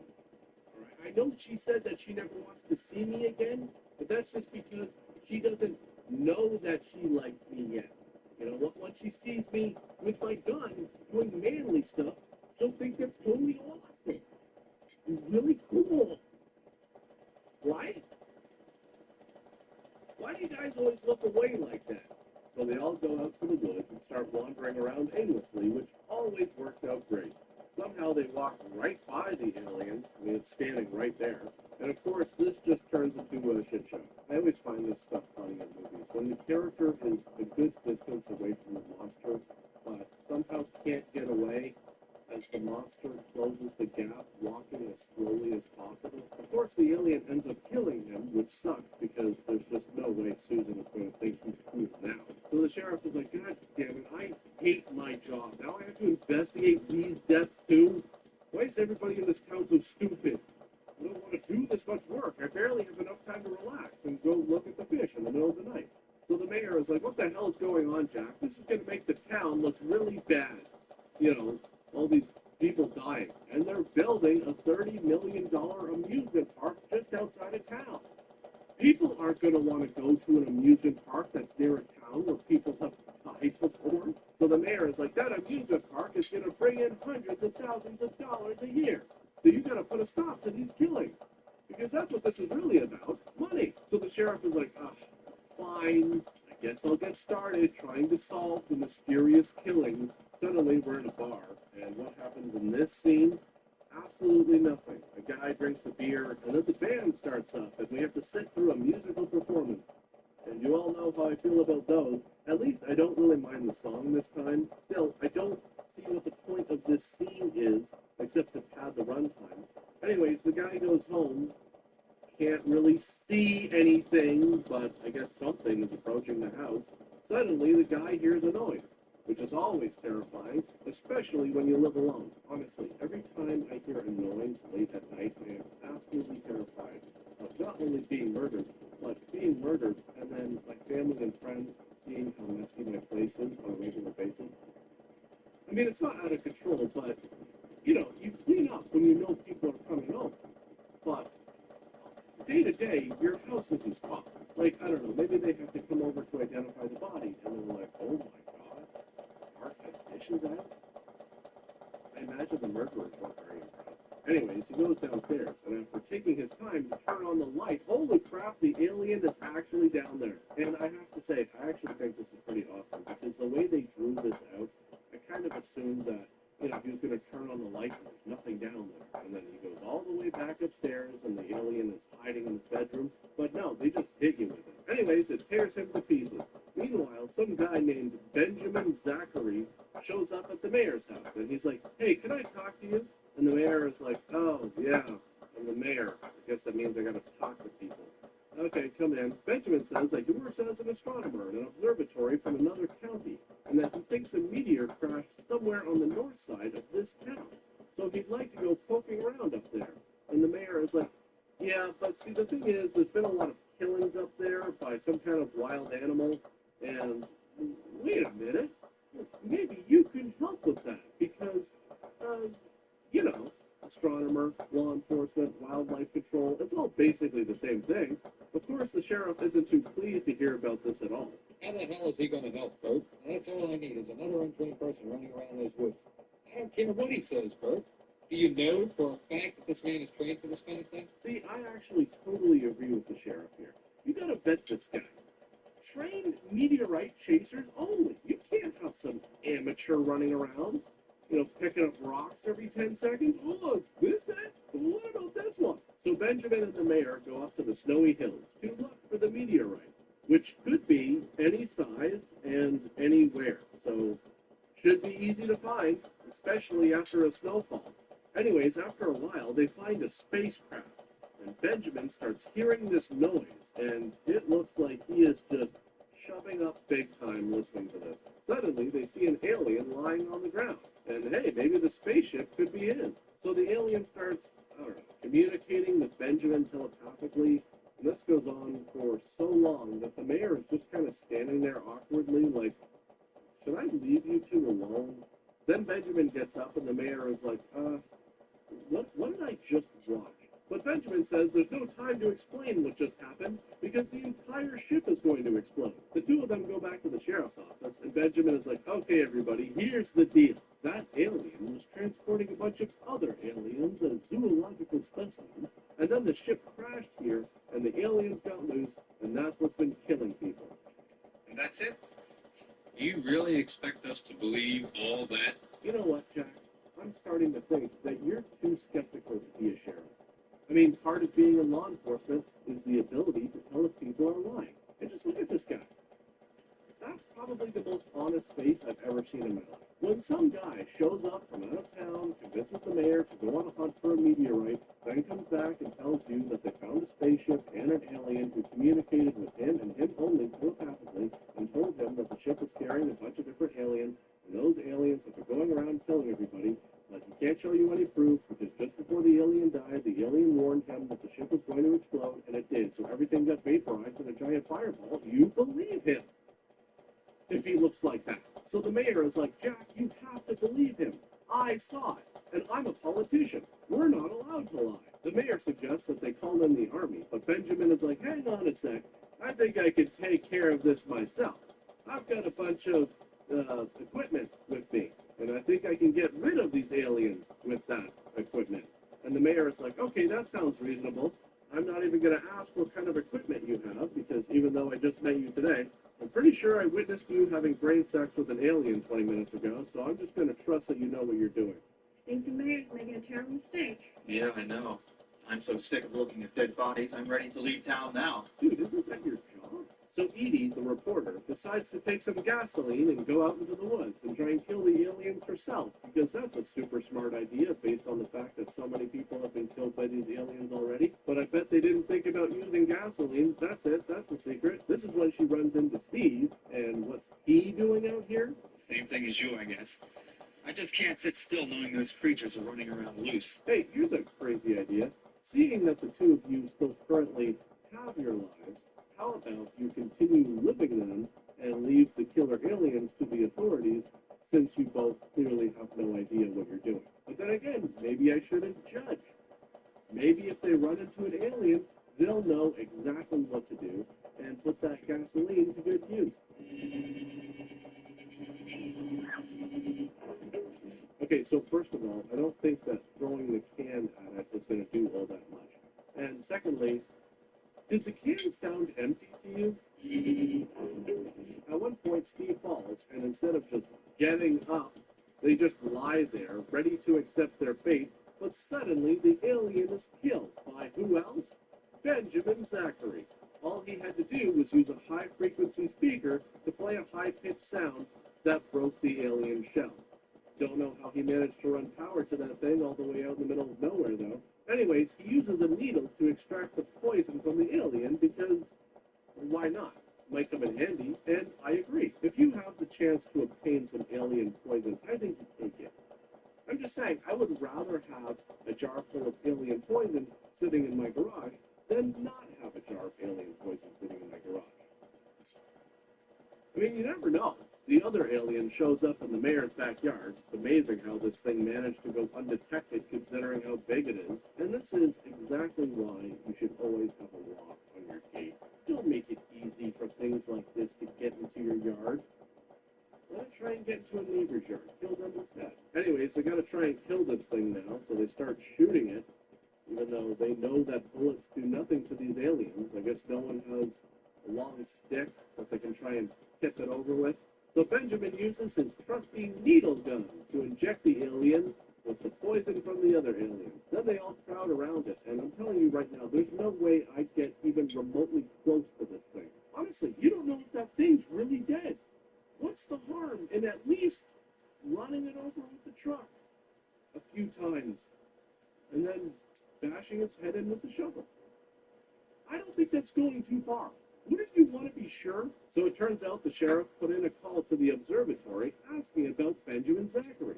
And they call him back claiming that they've never heard of a Benjamin Zachary. So he's like, oh my God, well, we gotta go find Benjamin Zachary right away because I'm pretty sure impersonating an astronomer is a felony, maybe.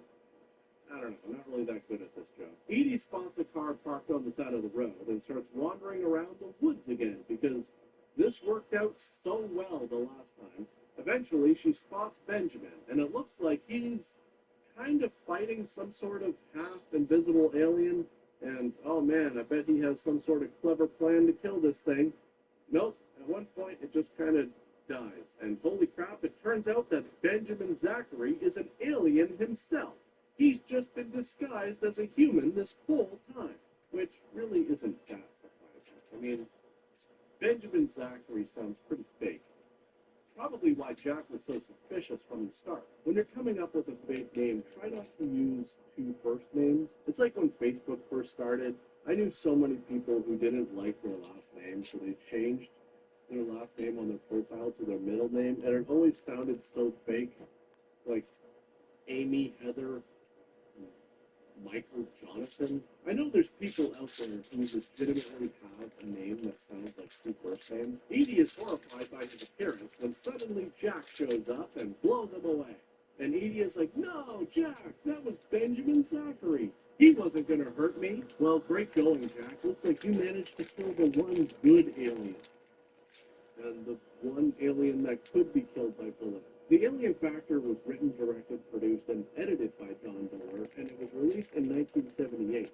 It had a budget of $3,500, which would probably be around $20,000 in today's money. Now, it's a low-budget movie, so a lot of the effects are pretty crude, but I have to say, I think some of the stuff was done pretty well considering the budget. I like the compositing work that they did here with the spaceships. Again, it's not perfect, but it could have been a lot worse. The morgue or hospital or whatever this is supposed to be wasn't that convincing, but it's interesting how, if it's a quick scene, putting up a sheet is much better than nothing. It's one of the reasons why I like watching these old, low-budget movies, because I'm interested to see what they did with the limited budget that they had.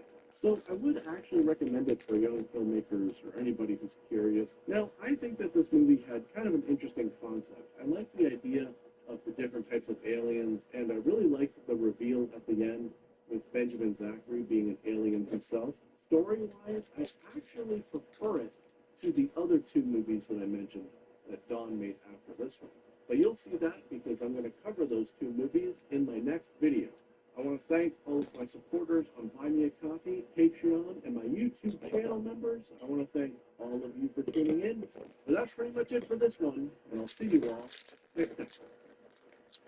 And then once we kill this animal, I'm going to take her out to the, something stupid, like the ballet. Well, what's that one called? The one with the swan. The swan pond? I don't know. The good thing is that this mistake isn't going to really screw up his career. Because, I mean, this is pretty easy to cover up. He wasn't a real person. He didn't have a family or a job, so if anyone back in town wants to know what happened, you can just be like, yeah, it turns out he was an alien, and he tried to kill us. So we had to put him down. Yeah. He came right at us. Right, Edie?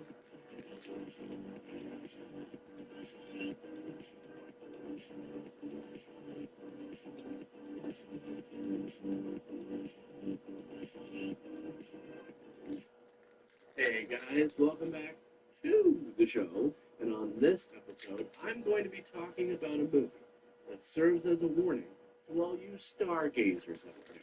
I know it seems like harmless fun to set up a telescope and look at the stars, but it can actually be very harmful to you and those around you, because at any moment a meteorite could fall out of the sky and hit you in the head, causing you to turn into a monster that kills people.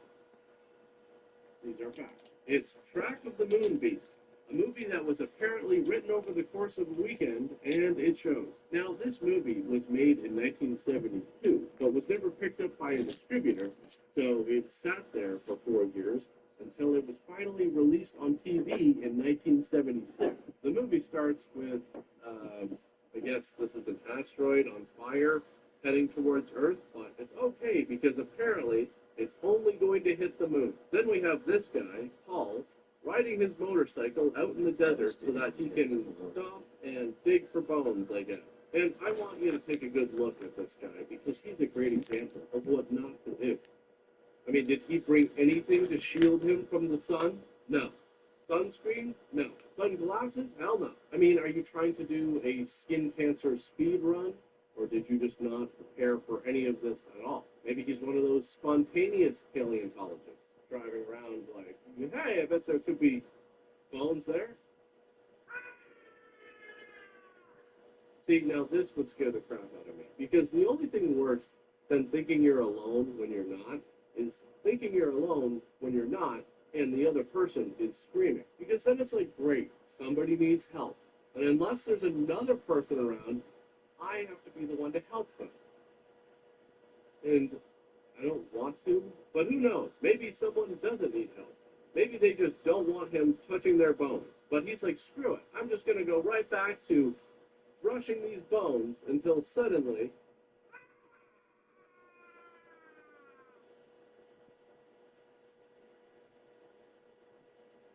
hi, Paul. Hi. Okay, so this was a trick the whole time? Did they plan this? Were they waiting for him? I mean, you're out in the middle of nowhere. How long were they waiting there? Well, all of those questions will not be answered. Johnny Longback, which is an old friend of Paul, and he's like, hey, Paul, these are my students. And he invites everyone over to his place for dinner and tells them the ingredients. That's nice to do. A lot of things. Chicken, corn, peppers, chili. Now, I bet you're wondering what the ingredients of this stew have to do with the plot. Well, absolutely not. But,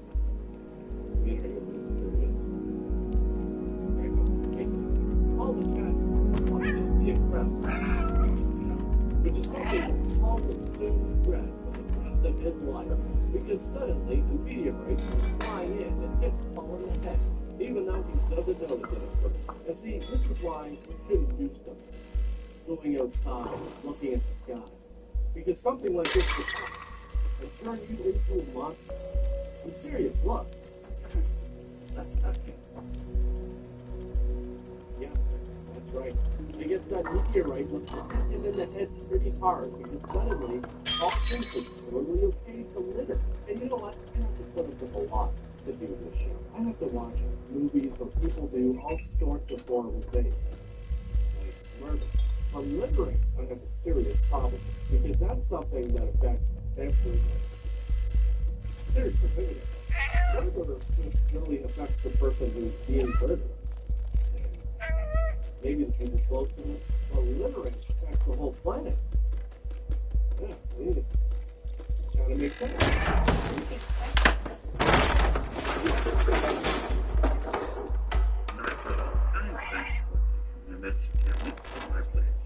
Damn, Paul.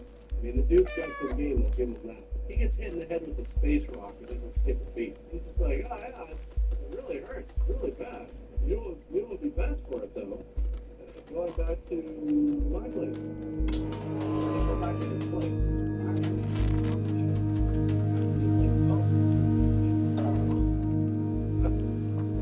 She starts looking at the picture of him when he was a kid, and he shows her his lizard. Guess that head injury of his isn't that urgent after all. Kathy is not a fan, and Paul is like, look, it's fine. His name is Kai, short for Tyrannosaurus. Now, don't you feel better? For some reason?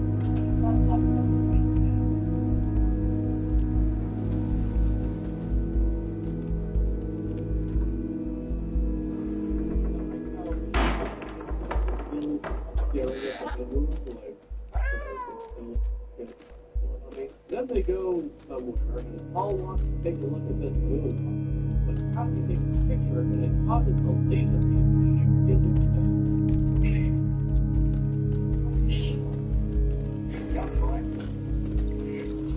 head. Somehow none of this is conscious. As if you can all be, yeah, just blacked out. Happens all the time. probably has nothing to do with me getting a hit in the head with a rock staying with a shot out of the sky. Ah, you need some hair. Yeah, it's stuffy in here. Rocks on this stuff. Now we have a performance by Frank Larrabee and his band.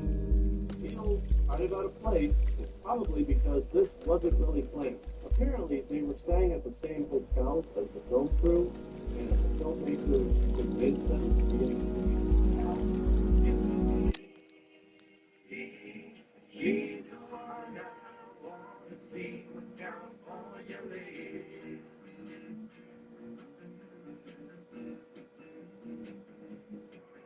You would be better off if you take you home. Like that. Johnny's right, Paul. You're going home. Hey, so just stop for a sec, guys. Stop. Hi. So that's what we're doing. We're talking during the performance. Really? You know, I'm not even getting paid to be in this movie. I think the least you could do is not talk while I'm trying to sing my song. And you know what? Now I forgot what song it was. So thank you. Thanks for that. Yeah. Don't tell me. I'll figure this out. A song about a lady from a state. What state is it? A state on the West Coast. Yeah. So there's not that many. That should be. Yeah, of course. Oh, yeah. Okay. I know. I got it. Okay. Oregon lady. Oh, it's not. I really gotta start writing this stuff down. Hey, what the hell? Don't cut away from me to show this guy with his shirt off. What's that? I'm not done. Okay? I'm gonna figure this out. Alright. Oh wait, no, I got it. Okay, here we go. Alright. Washington State lady. Oh, god damn it. That's not. You know what? The next person who talks during my performance, I'm going to personally choke you out. Alright? Fair warning. So it looks like Paul isn't doing too well. Guess we're not going to see a doctor or anything. Paul just needs some sleep, apparently. That's right. Paul's contributing a lot of things.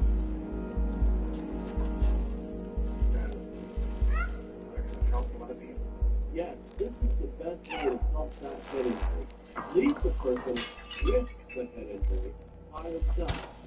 The only way you learn how to accept help from other people is die alone. Paul is having a really hard time getting to sleep, so he opens up the curtains on his lizard's cage, because if he can't sleep, then I shouldn't be able to sleep either. It's only fair. So now we have this guy coming home drunk, and he was out cold, which makes sense. The two things always seem to go hand in hand for some reason. And his wife is like, I'm not letting you in. I'm sick of this bowling and drinking all the time. Maybe she's just mad that she never gets invited. I don't know. But she locks the door. Not much of a lock, I have to say. Suddenly he gets attacked, and oh my god, look at that. You really need to get something comfortable. There's no weather stripping on that at all. What is this story? So I guess the lady had a heart attack and died when she saw her dead husband. Which one is it?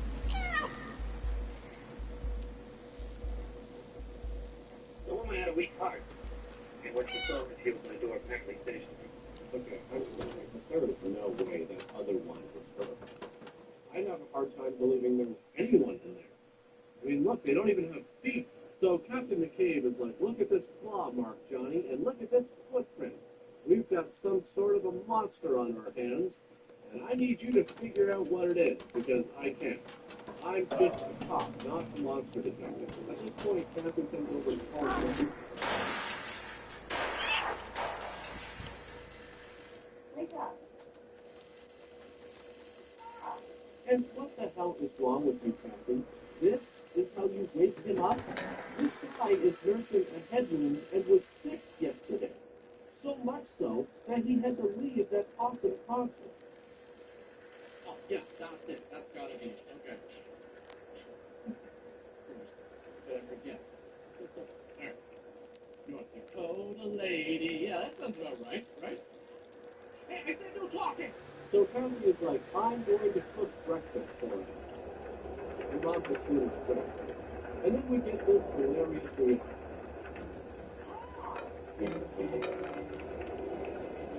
Holy crap, it's cake. built the cage that whoever built that cage did a pretty poor job. And see, that's why you can't keep dangerous animals as pets. Because you're really betting your life on the build quality of the cage. So now Paul has this thing wandering around somewhere. You might as well move. I mean, I can't even get to sleep knowing there's a mosquito loose in my room. Just hate the idea of it feasting on me while I'm unconscious. It's like giving it a free all-you-can-eat buffet. So could it be that the lizard somehow mutated and grew to a massive size, and that's what killed that guy? Nope, this is actually totally inconsequential. Nothing to do with it. As this guy says, whatever made this footprint is walking on two legs, much like a Tyrannosaurus Rex. Wow, this is getting exciting now. Look at how close we're zooming in here. Meanwhile, Kathy is taking photos of these kids practicing their archery when Paul starts telling her that Johnny was a champion in college. And to prove it, he's going to stand there and have Johnny shoot this corn he's holding, because why not? Let's do something stupid. Suddenly, Paul isn't feeling so good. And it's pretty clear what the problem is. Too much fresh air. I know what you're thinking. But last time, he didn't have enough fresh air. Well, have you ever heard of too much of a good thing? It's very clear that air is the problem here. And not that head injury that was never really addressed. So Johnny is like, we better get him home. Not to a doctor, but home. So that he can lie in bed some more, because that's what he needs. Oh no. You're not talking me out of it this time. I'm staying. Okay, so that makes me feel a little better, because at least this way, if he dies, there will be someone there who's stupid, and they didn't take him to get medical attention for the past few days. Now it's nighttime and the moon is out, which makes Paul get out of bed and open the sliding door in the most dramatic way possible. Careful, Paul, you don't want to get too much fresh air now. Paul looks up into the night sky and sees a still frame of the moon. Something that would confuse anyone. Meanwhile, these campers are playing cards when suddenly something breaks into their tent and tears them all to pieces. And this is just one of the many reasons why I hate camping, along with not having an actual bathroom and just feeling kind of gross all the time after that first day. I mean, has this ever happened to me? No, but it could. I mean, you don't know what's out there in the woods. Why even risk it? That's the question for the comment section. Tell me what you like and dislike about it. Suddenly, Kathy finds him lying on a chair outside. And I'm sorry, Kathy, wasn't it your job to look after him? And he walked right past you and you had no idea because you were asleep. Why were you asleep? Because you started reading a book. And reading a book has the tendency to do that. At least for me. Book in like 5 minutes. Which is why if you're trying to stay awake, you gotta do other things, like drink coffee, or think about all the embarrassing things from the past that you wish you could change, but you can't seem to that. Also, there is some serious echo going on out here. This sounds like it was recorded in a school gym. No, but we couldn't find it anywhere in that house. I got so worried. What are you doing out here? So the police captain is talking about how they found the remains of those campers. And Johnny is like, you mean to tell me a playing card killed those men? And the captain says, no, one of them said something about a giant lizard. And Johnny has a few theories of what it could be. There have been discoveries of supposedly extinct creatures dating back to the dinosaur age. And the cop is like, oh my god, a dinosaur murdering people? Do you know how much paperwork that's going to be? I don't even know if we have forms for that. Well, this is obviously a very serious situation. I guess it's a good thing that some pictures can suddenly lighten the mood. Those poor men murdered in the hills last night. Have the police found out who did it? Only some theories. That's all so far. Now, that was the reason for all that laughter when I drove up. They're the pictures Kathy took at the NASA exhibit. What happened in this shot? Oh, this one. I don't really know. Probably a light leak or a lab error. Yes, and I bet you'd be interested to see the picture that she's talking about. Well, forget it. It doesn't happen. At all. You never see it. It's possible Paul may have gotten more than a scratch. A light concussion. Holy crap, really? I was convinced that he was feeling weird for no reason and just needed some fresh air and bed rest this entire time. So Johnny decides to take Paul to the hospital and at the same time go to the photo lab to ask some questions about that weird picture that we'll never get to see. Also, Paul is shirtless all the time in this movie.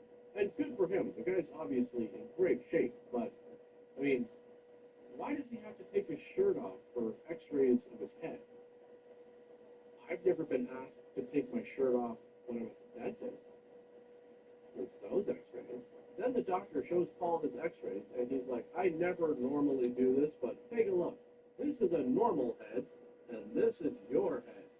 What's happened to me? Well, I mean, just look at it. Your brain is incredibly small. Just kidding.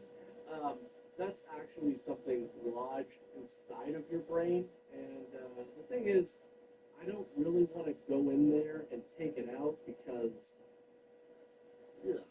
So now here the doctor says that they're going to keep him for a few days and take more x-rays. And then he says, if that area doesn't clear up, we're going to do something surgical. And I'm obviously not a doctor, but why would that just clear up? I mean, the meteorite is just going to disappear out of his brain somehow? What? Johnny tells the police captain about some old legend of a lizard monster, and maybe that's what's happening here. So they're like, all right, Paul, here's the deal.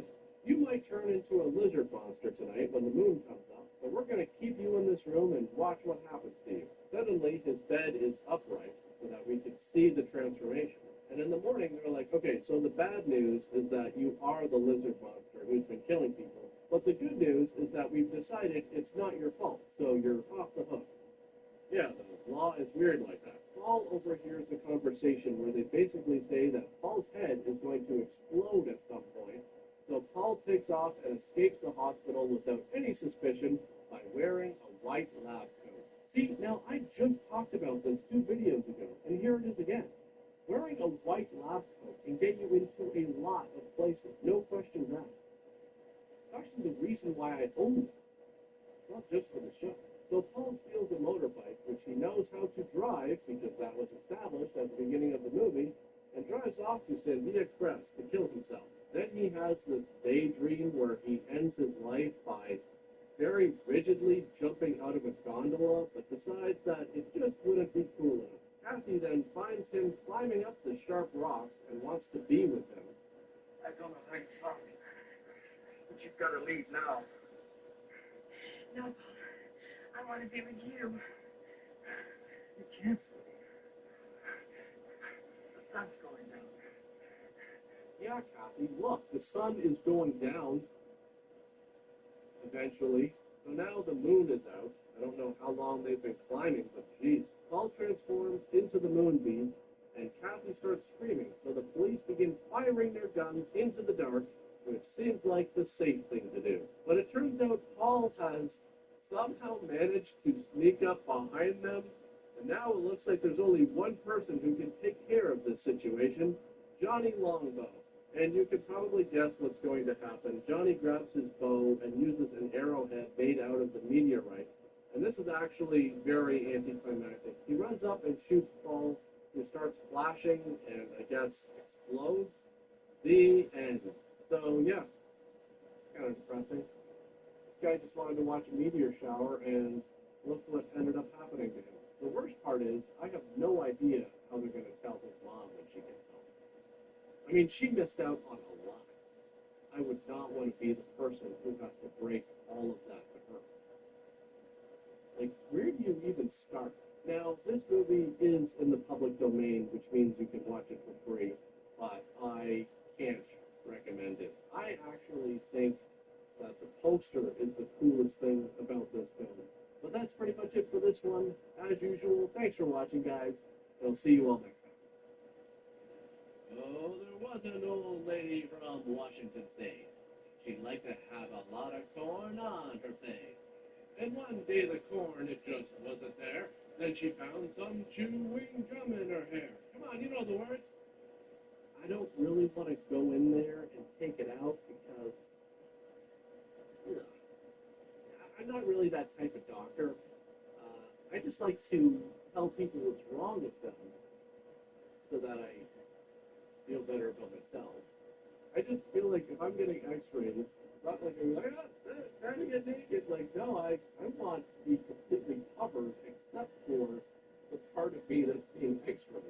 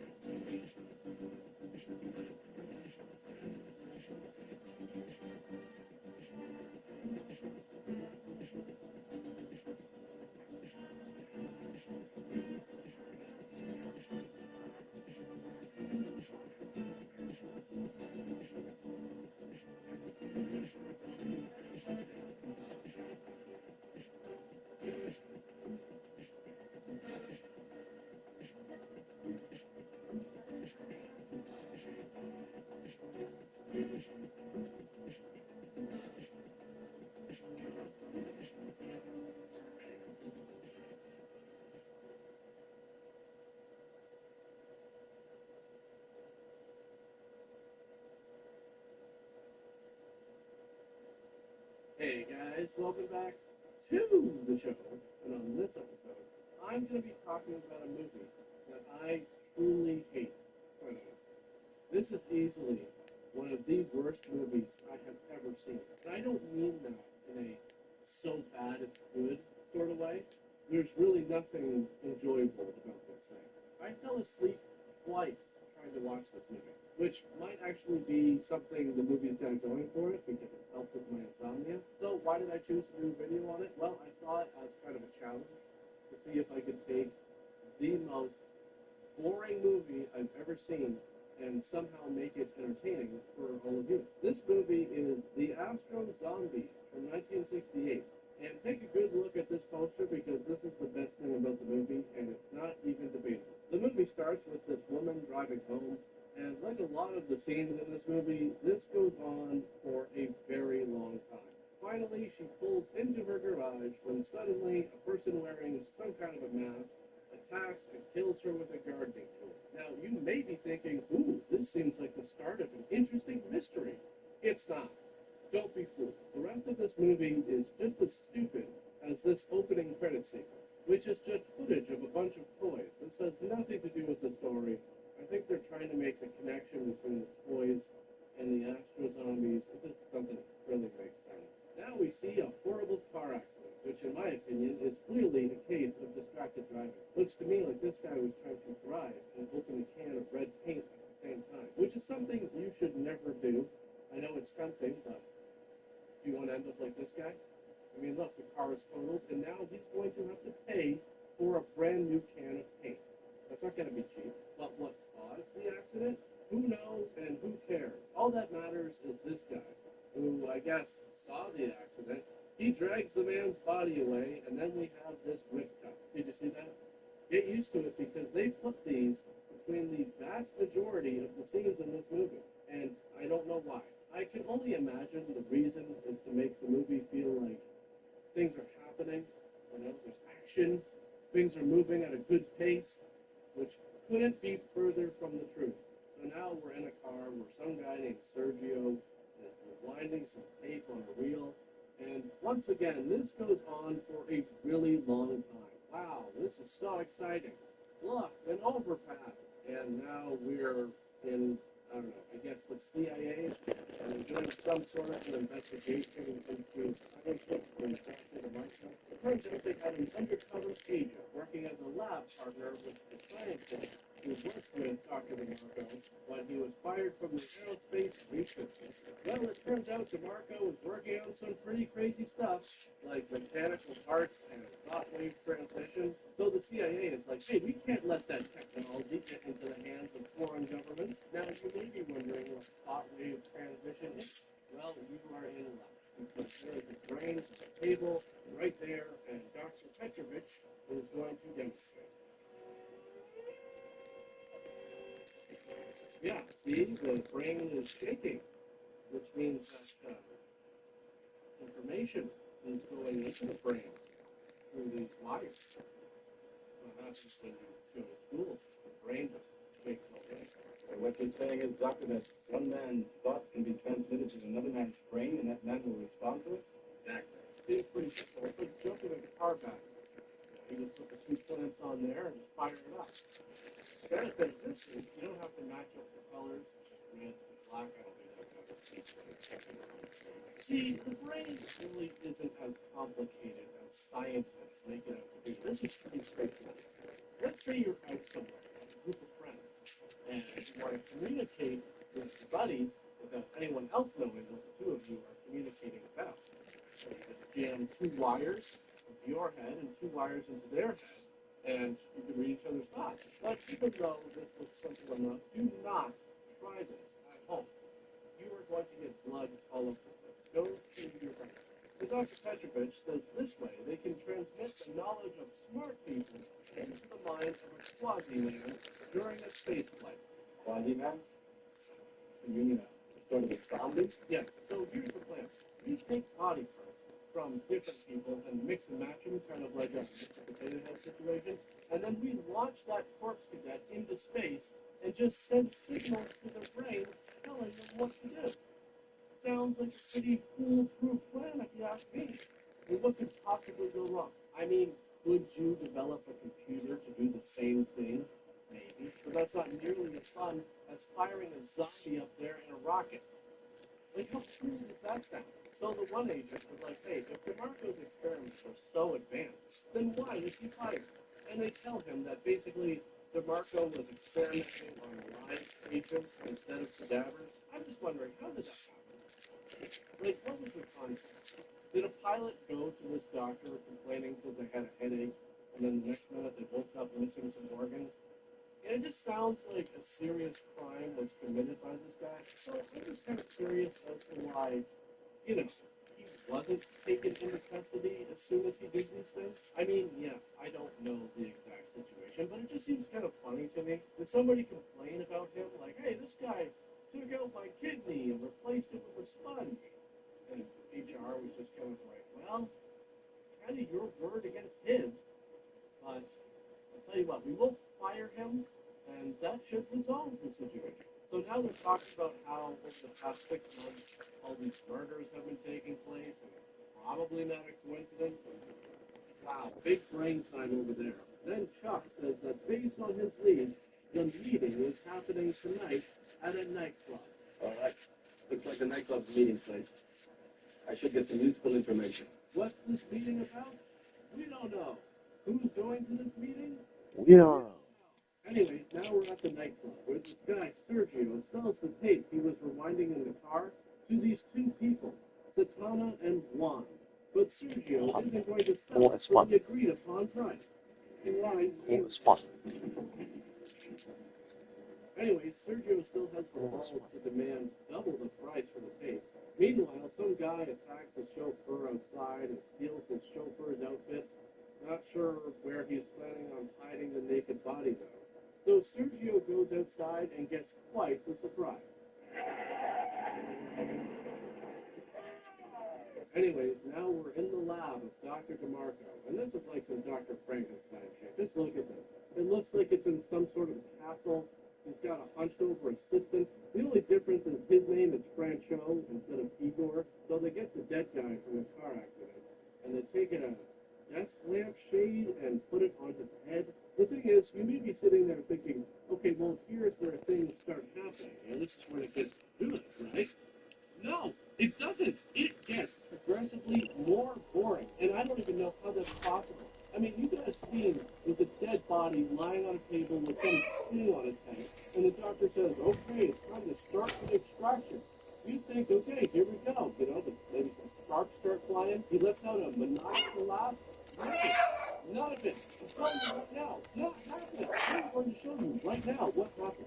Prepare to be underwhelmed and kind of pissed off. He pulls out a screwdriver, opens this box, and this takes forever, by the way. I've edited this footage.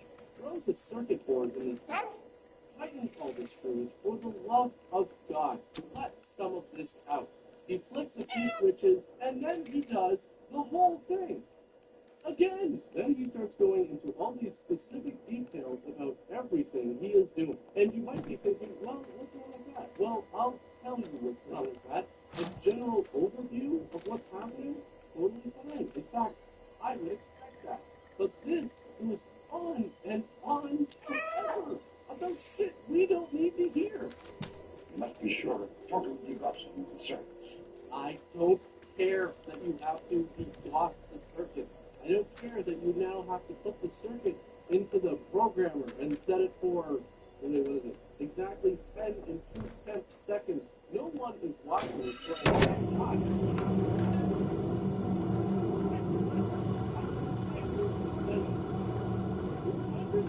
Cycles? I am just so much more invested now. He's really pushing the envelope. Unless maybe you're an electrician, I don't know. Okay, so blah, blah, blah. Now they go over to the dead body, and I guess they want to exchange all of his blood and replace it with something. And once again, is any of this edited to speed it up a little? No. It just continues to be some of the most boring science fiction I've ever seen in my life. And even after they start exchanging the blood, which, as you might have guessed, goes on forever. I don't even know what this is supposed to be. Was this guy filled with Kool-Aid? This really doesn't look like blood. It just looks like the experiment ended with a jug full of Sharkleberry fins. Which, quite honestly, isn't a complete failure, because that could be very refreshing, especially after a long summer day when you've been jumping through the sprinkler all afternoon. Okay, so now they put him into, I don't know, some kind of a fridge. And after another whip fest, we're in Dr. Petrovich's lab, where they are having fun with food coloring. Eric, the undercover agent, is, I guess, dating one of the lab assistants. They leave, and then Dr. Petrovich does the same, which leaves his assistant behind. And then suddenly, she's attacked and killed by the after zombie. How did he get in? Who knows? Am I wrong for assuming that you might need some sort of a key at some point to get into the Aerospace Research Center laboratory? Meanwhile, Susana is listening to the tape, which is a recording of Marco explaining how he conducts his experiments. Think about how bored the guy is watching. Now imagine listening to that tape. She's probably sitting there realizing that she had to make in order to get her hands on the most boring audio book of all time. Anyways, the agents are at the nightclub, and one and the other henchmen are spying on them.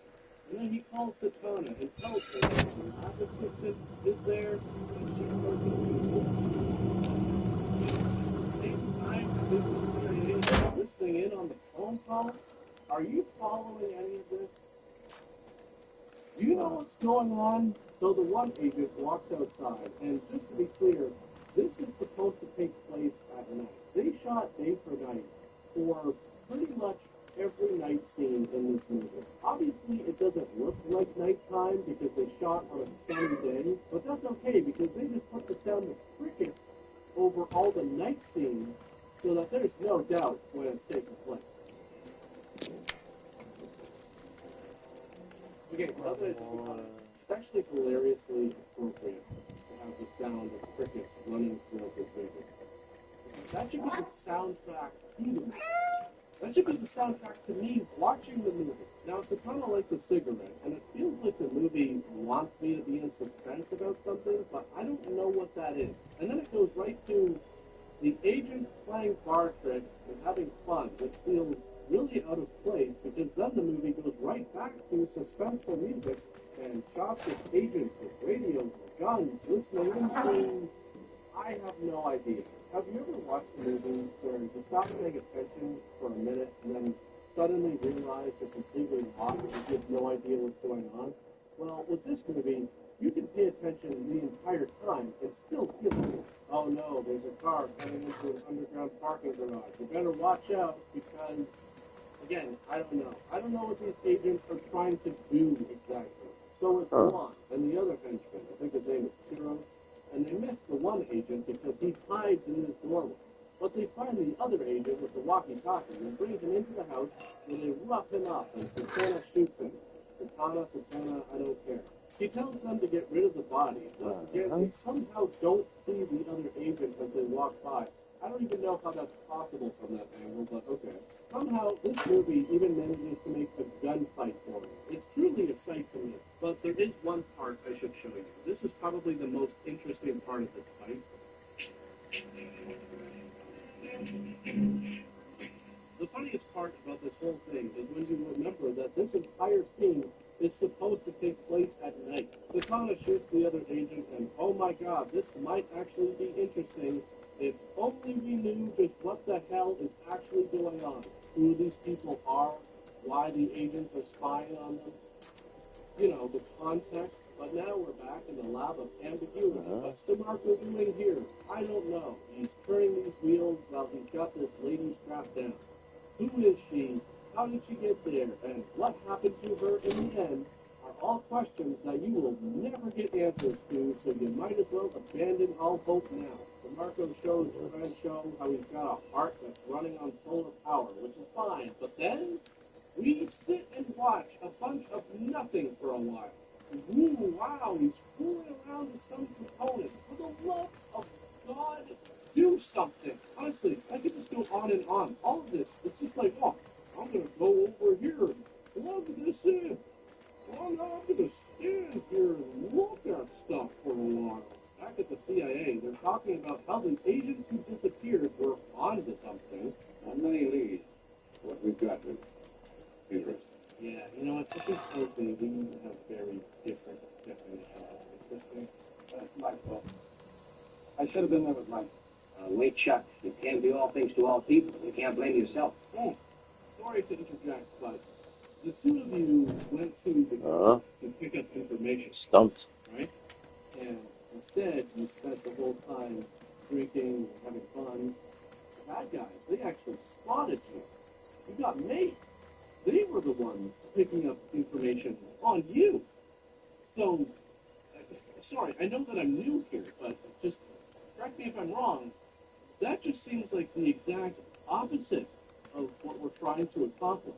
Anyways, they have a dossier on Sergio outlining his entire history, and they're like, hey, look, Sergio was at this astroscience conference 2 weeks before DeMarco was fired. So there you go. He must be involved somehow. So now we're back with these people listening to the DeMarco tape. We are now almost an hour into this movie, and we still have no idea what their motives are, what they're trying to accomplish. Seems like Dr. DeMarco succeeded in creating a subservient zombie. This is something my government must have. Okay, so there it is. Her government, whichever government that is, wants a zombie. Really starting to make sense. You know, it's all coming together now. So Juan is like, hey, if we get an RF directional finder, we can track the transmission back to DeMarco's lab and find DeMarco. Oh my god, it's so simple. Quick, to Radio Shack. But believe it or not, it gets even better. Okay? And by better, I mean worse. See, Janine used to be DeMarco's lab assistant. And she saw a guy die in the hospital when she and DeMarco rushed over there to take the organs and freeze them. So if DeMarco is using that guy's brain in the Astro Man, it makes sense why the Astro Man went to the lab and killed Lynn. Because the Astro Man was really looking for Janine because, that's right, she was the last person that he saw before he died. And he wants to murder the last person that he saw. Duh. So they come up with a plan to lure the Astro Man back to the lab by using her as bait because she's going to make Meanwhile,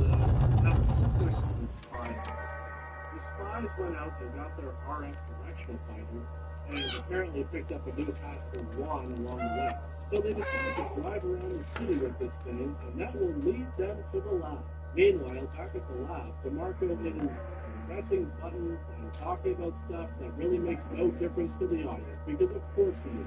I'll introduce you to a counselor in genetic imaging. And then finally he's like, all right, prepare one of the bodies for a brain transplant or whatever, who cares? Back at the other lab, they're getting Janine ready to act as bait for the Astro Man. And in order to do that, she's got to look silly. Important. You've got to show yourself out this window every now and then. Why? Why now and then? Why not just open the window completely? Wave your arms around. You're trying to lure in a zombie. Well, what, you're afraid the zombie with his effective brain is going to be able to sting if it's too obvious? Pardon me for being nosy, but just moving. Yes, I'm sorry. I know it's very nosy of me to want to know which entrance the radio-controlled killing machine is most likely to use to come in and try and murder me. And now Janine has just got to sit there and wait. Yep, just her and brain and a job. While the agents wait outside for some reason, why couldn't they just wait inside? Wouldn't that be safer? Just stay away from the window, hide under a desk or something if you're that worried. Once again, since they're sitting there waiting, and this goes on tour, the worst part of it is, it's not suspenseful because it's so stupid.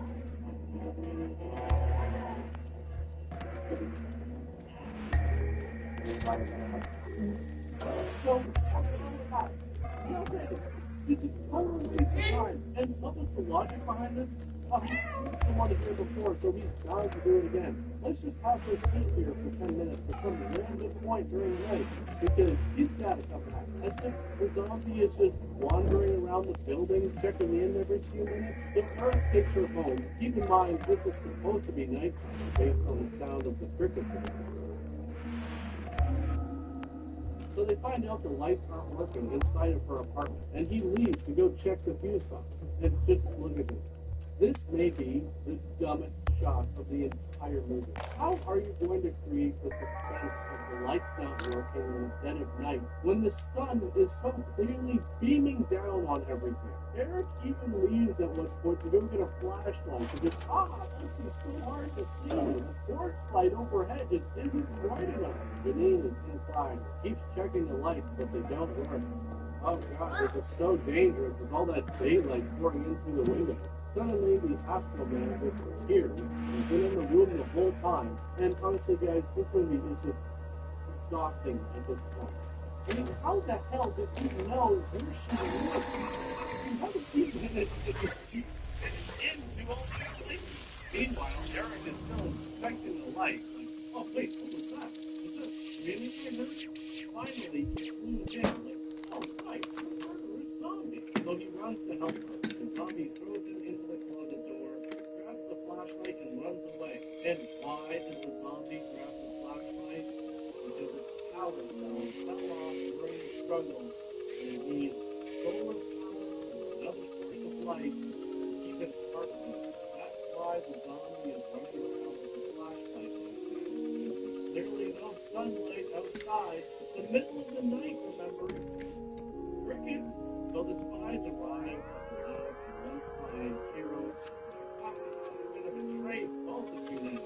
This other government will pay even more money to know where the lab is. I wasn't expecting Sukana to kick the gun out of his hand.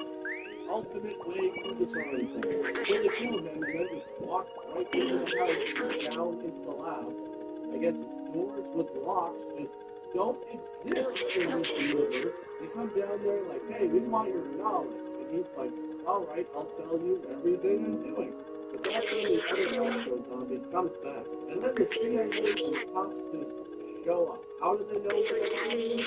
Who knows and who cares? It's not like anything has made any sense up to this point anyway. So then, Eric, whatever. He just walks into the lab. That's a good idea. Go into the house alone, where a mad scientist is creating killing machines. Juan is more than happy to have a very awkward-looking fight with Fred Shaw. The Astro Man is like, give me my machete, and chases him out of there. Everybody starts shooting. For some reason, nobody runs away from the Astro Man, and then, I don't know, DeMarco is great. The family comes to hear Astro Man, kills the agent, and so literally kills.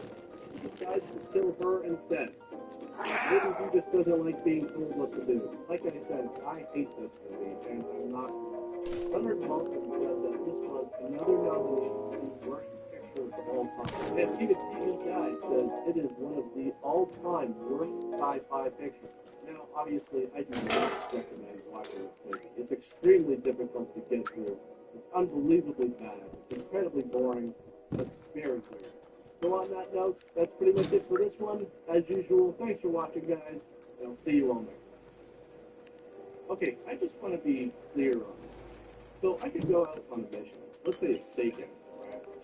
I could spend the whole time drinking, eating pizza, screwing around, basically doing anything but what I should be doing. I would get a pat on the back for that. That just seems like the standard. I'm not criticizing, I just want to know, how low does the bar actually go? I am not joking, I'm not exaggerating. This is, I don't even know how to describe it. It's on a level of frustrating and boring that I haven't seen in a very long time. It's totally different when it's Igor, set it to 100,000 bucks. Switch. Not when you're like, okay, I am not going to defrost the circuits and then show it for 5 minutes. Okay, I'm going to put the circuit into the program now. Yeah. Set it for exactly 10 2/10 seconds. Now, we're going to set it for 20,000 volts and 500,000 cycles. Is this intense? Are you getting excited?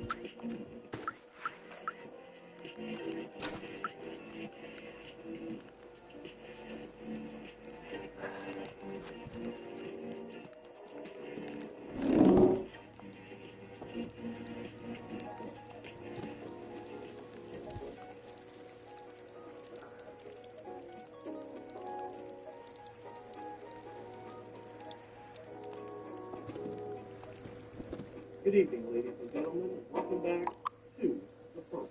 And on this episode, I'm going to be talking about a movie from 1962 that tells the story of a surgeon who brought his work home with him a little bit too much.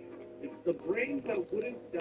And if you couldn't tell from the poster, this thing is pretty weird. So, I'll give a point for that. The movie starts in this operating room where Dr. Fortner has just lost a patient. But suddenly, his son, Bill, wants to try his own method. He did everything Everything. Everything except save my patient. Everything in the books. See, this is why I like him.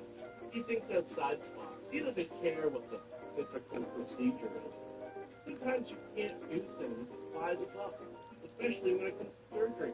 I mean, this is life and death, goddammit. You gotta improvise a bit. You know, roll up your sleeves, take your gloves off, get your hands right. Actually, you're gonna want to keep your gloves on for a number of reasons. But still, don't be afraid to just get in there. Dad, do I have permission to take over and try things my way? The operating room is no place to experiment. He's dead. I can't do any harm. Yeah, he's just a slab of meat at this point anyway. So, what's the worst that can happen? Let him get in there and fool around a bit. Start connecting stuff that doesn't normally connect. Play a little Tetris in the chest cavity. Who knows? About 100 milliamps of current directly in the heart, then massage per hand. I'll handle the brain area. By yourself? By myself. Okay, wait. Hang on a sec. So, we're reviving this guy now?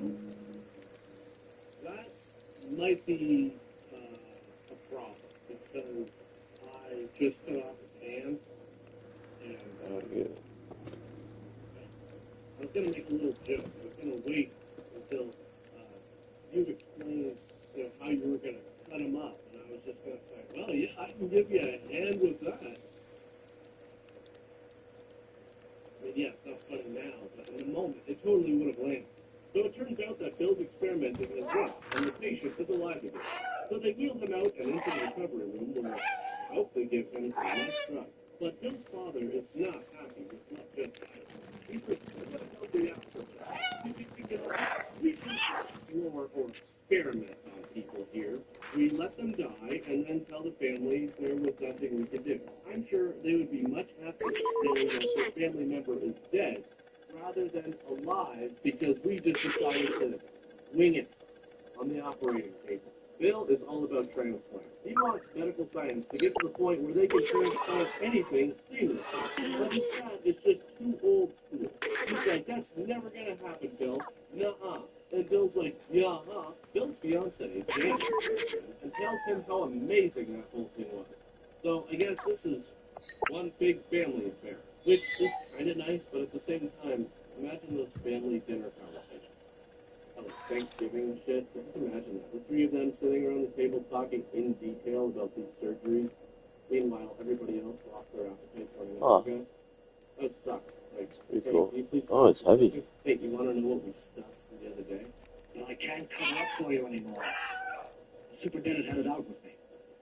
He thinks it's you who's been stealing those limbs from the amputee operations.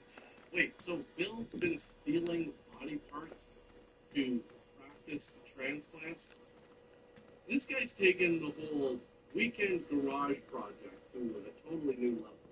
And his neighbors are like working on their lawnmowers and shit, and he's like, check this out, the hand with all thumbs. Imagine the grip you can get with this thing. And I'm sorry, but how do you even cover that in the first place? With the superintendent. And the superintendent comes in and is like, yeah, so it says here you amputated somebody's leg this afternoon, and apparently that leg is missing. And then what, this guy is just like, oh yeah, we totally, now that I think about it, we definitely cut somebody's leg off this afternoon. We're gonna look for it, and it's so easy for stuff to get misplaced in here. I mean, you should see it during an actual surgery. Shit. But I'm sure we will find that leg kicking around here somewhere. Yeah, we'll find that leg. Guys, keep an eye out for a leg, thigh, knee, shin, foot, the whole deal. Anyways, as they're leaving for the weekend, Bill gets word that a man named Kurt called and said that something horrible has happened at the country home, which is apparently where Bill conducts his experiments. So Bill races up there, putting the pedal to the metal, and eventually they crash. Bill flies out of the car and rolls down a hill with minimal injuries. When he gets back to the car, which is on fire, he hears Jan was not as lucky, and he uses his coat to reach in and grab something from inside, seemingly leaving Jan to burn. After running for a while, Bill gets to the house, but he just hates stairs so much that he's really got to dig deep in order to get up those stairs and get into the house and show us what he's got hidden inside that jacket of his. And just hang on a second. This is the country home? That is not a country home. That is a country castle. I was expecting like a cottage or some shit. This place probably has its own property. It's interesting watching these old movies and just seeing the differences, from back then compared to now. This movie is 60 years old. And back then, the country home, the summer home, the winter home. And I think a lot of people in my generation just, the idea of just owning a home, it's like going to the grocery store and just going to the regular aisle instead of the regular checkout lane instead of the 10 items for less lane, that is like a flex in itself. Oh, that's right. 20 items. Oh, he goes inside. Okay. Did well this month. So he goes into the country palace, and Kurt is like, hey, what's inside the jacket? And Bill is like, damn it, Kurt, I don't have time to tell you. I have to get to work right away.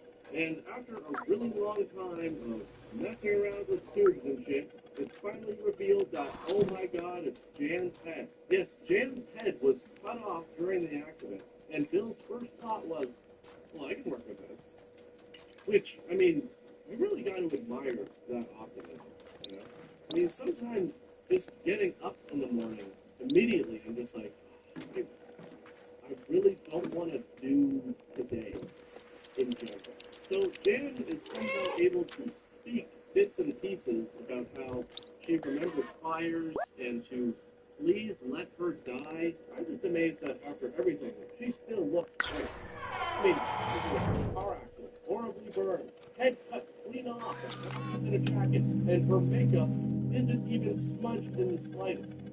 That's probably more impressive than Bill managing to keep the head alive. So Bill says that he's going to transplant her head onto a new body.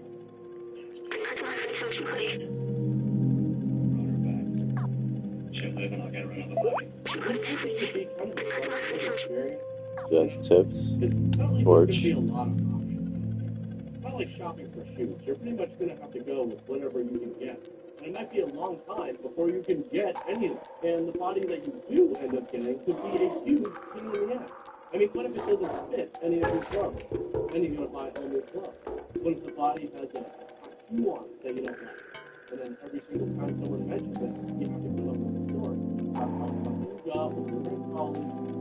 748. Plus, it would probably take a few sessions before it was fully gone, and maybe in the future, but right now, you just got too much shit going on. I will say that what would be nice is if you got the body of someone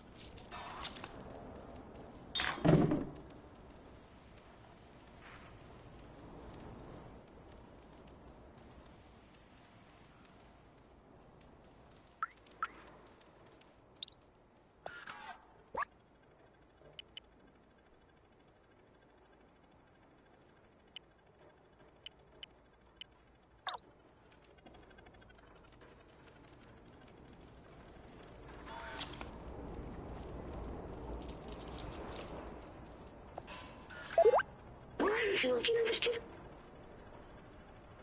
私はね、欲しかったんですよ、いいのに。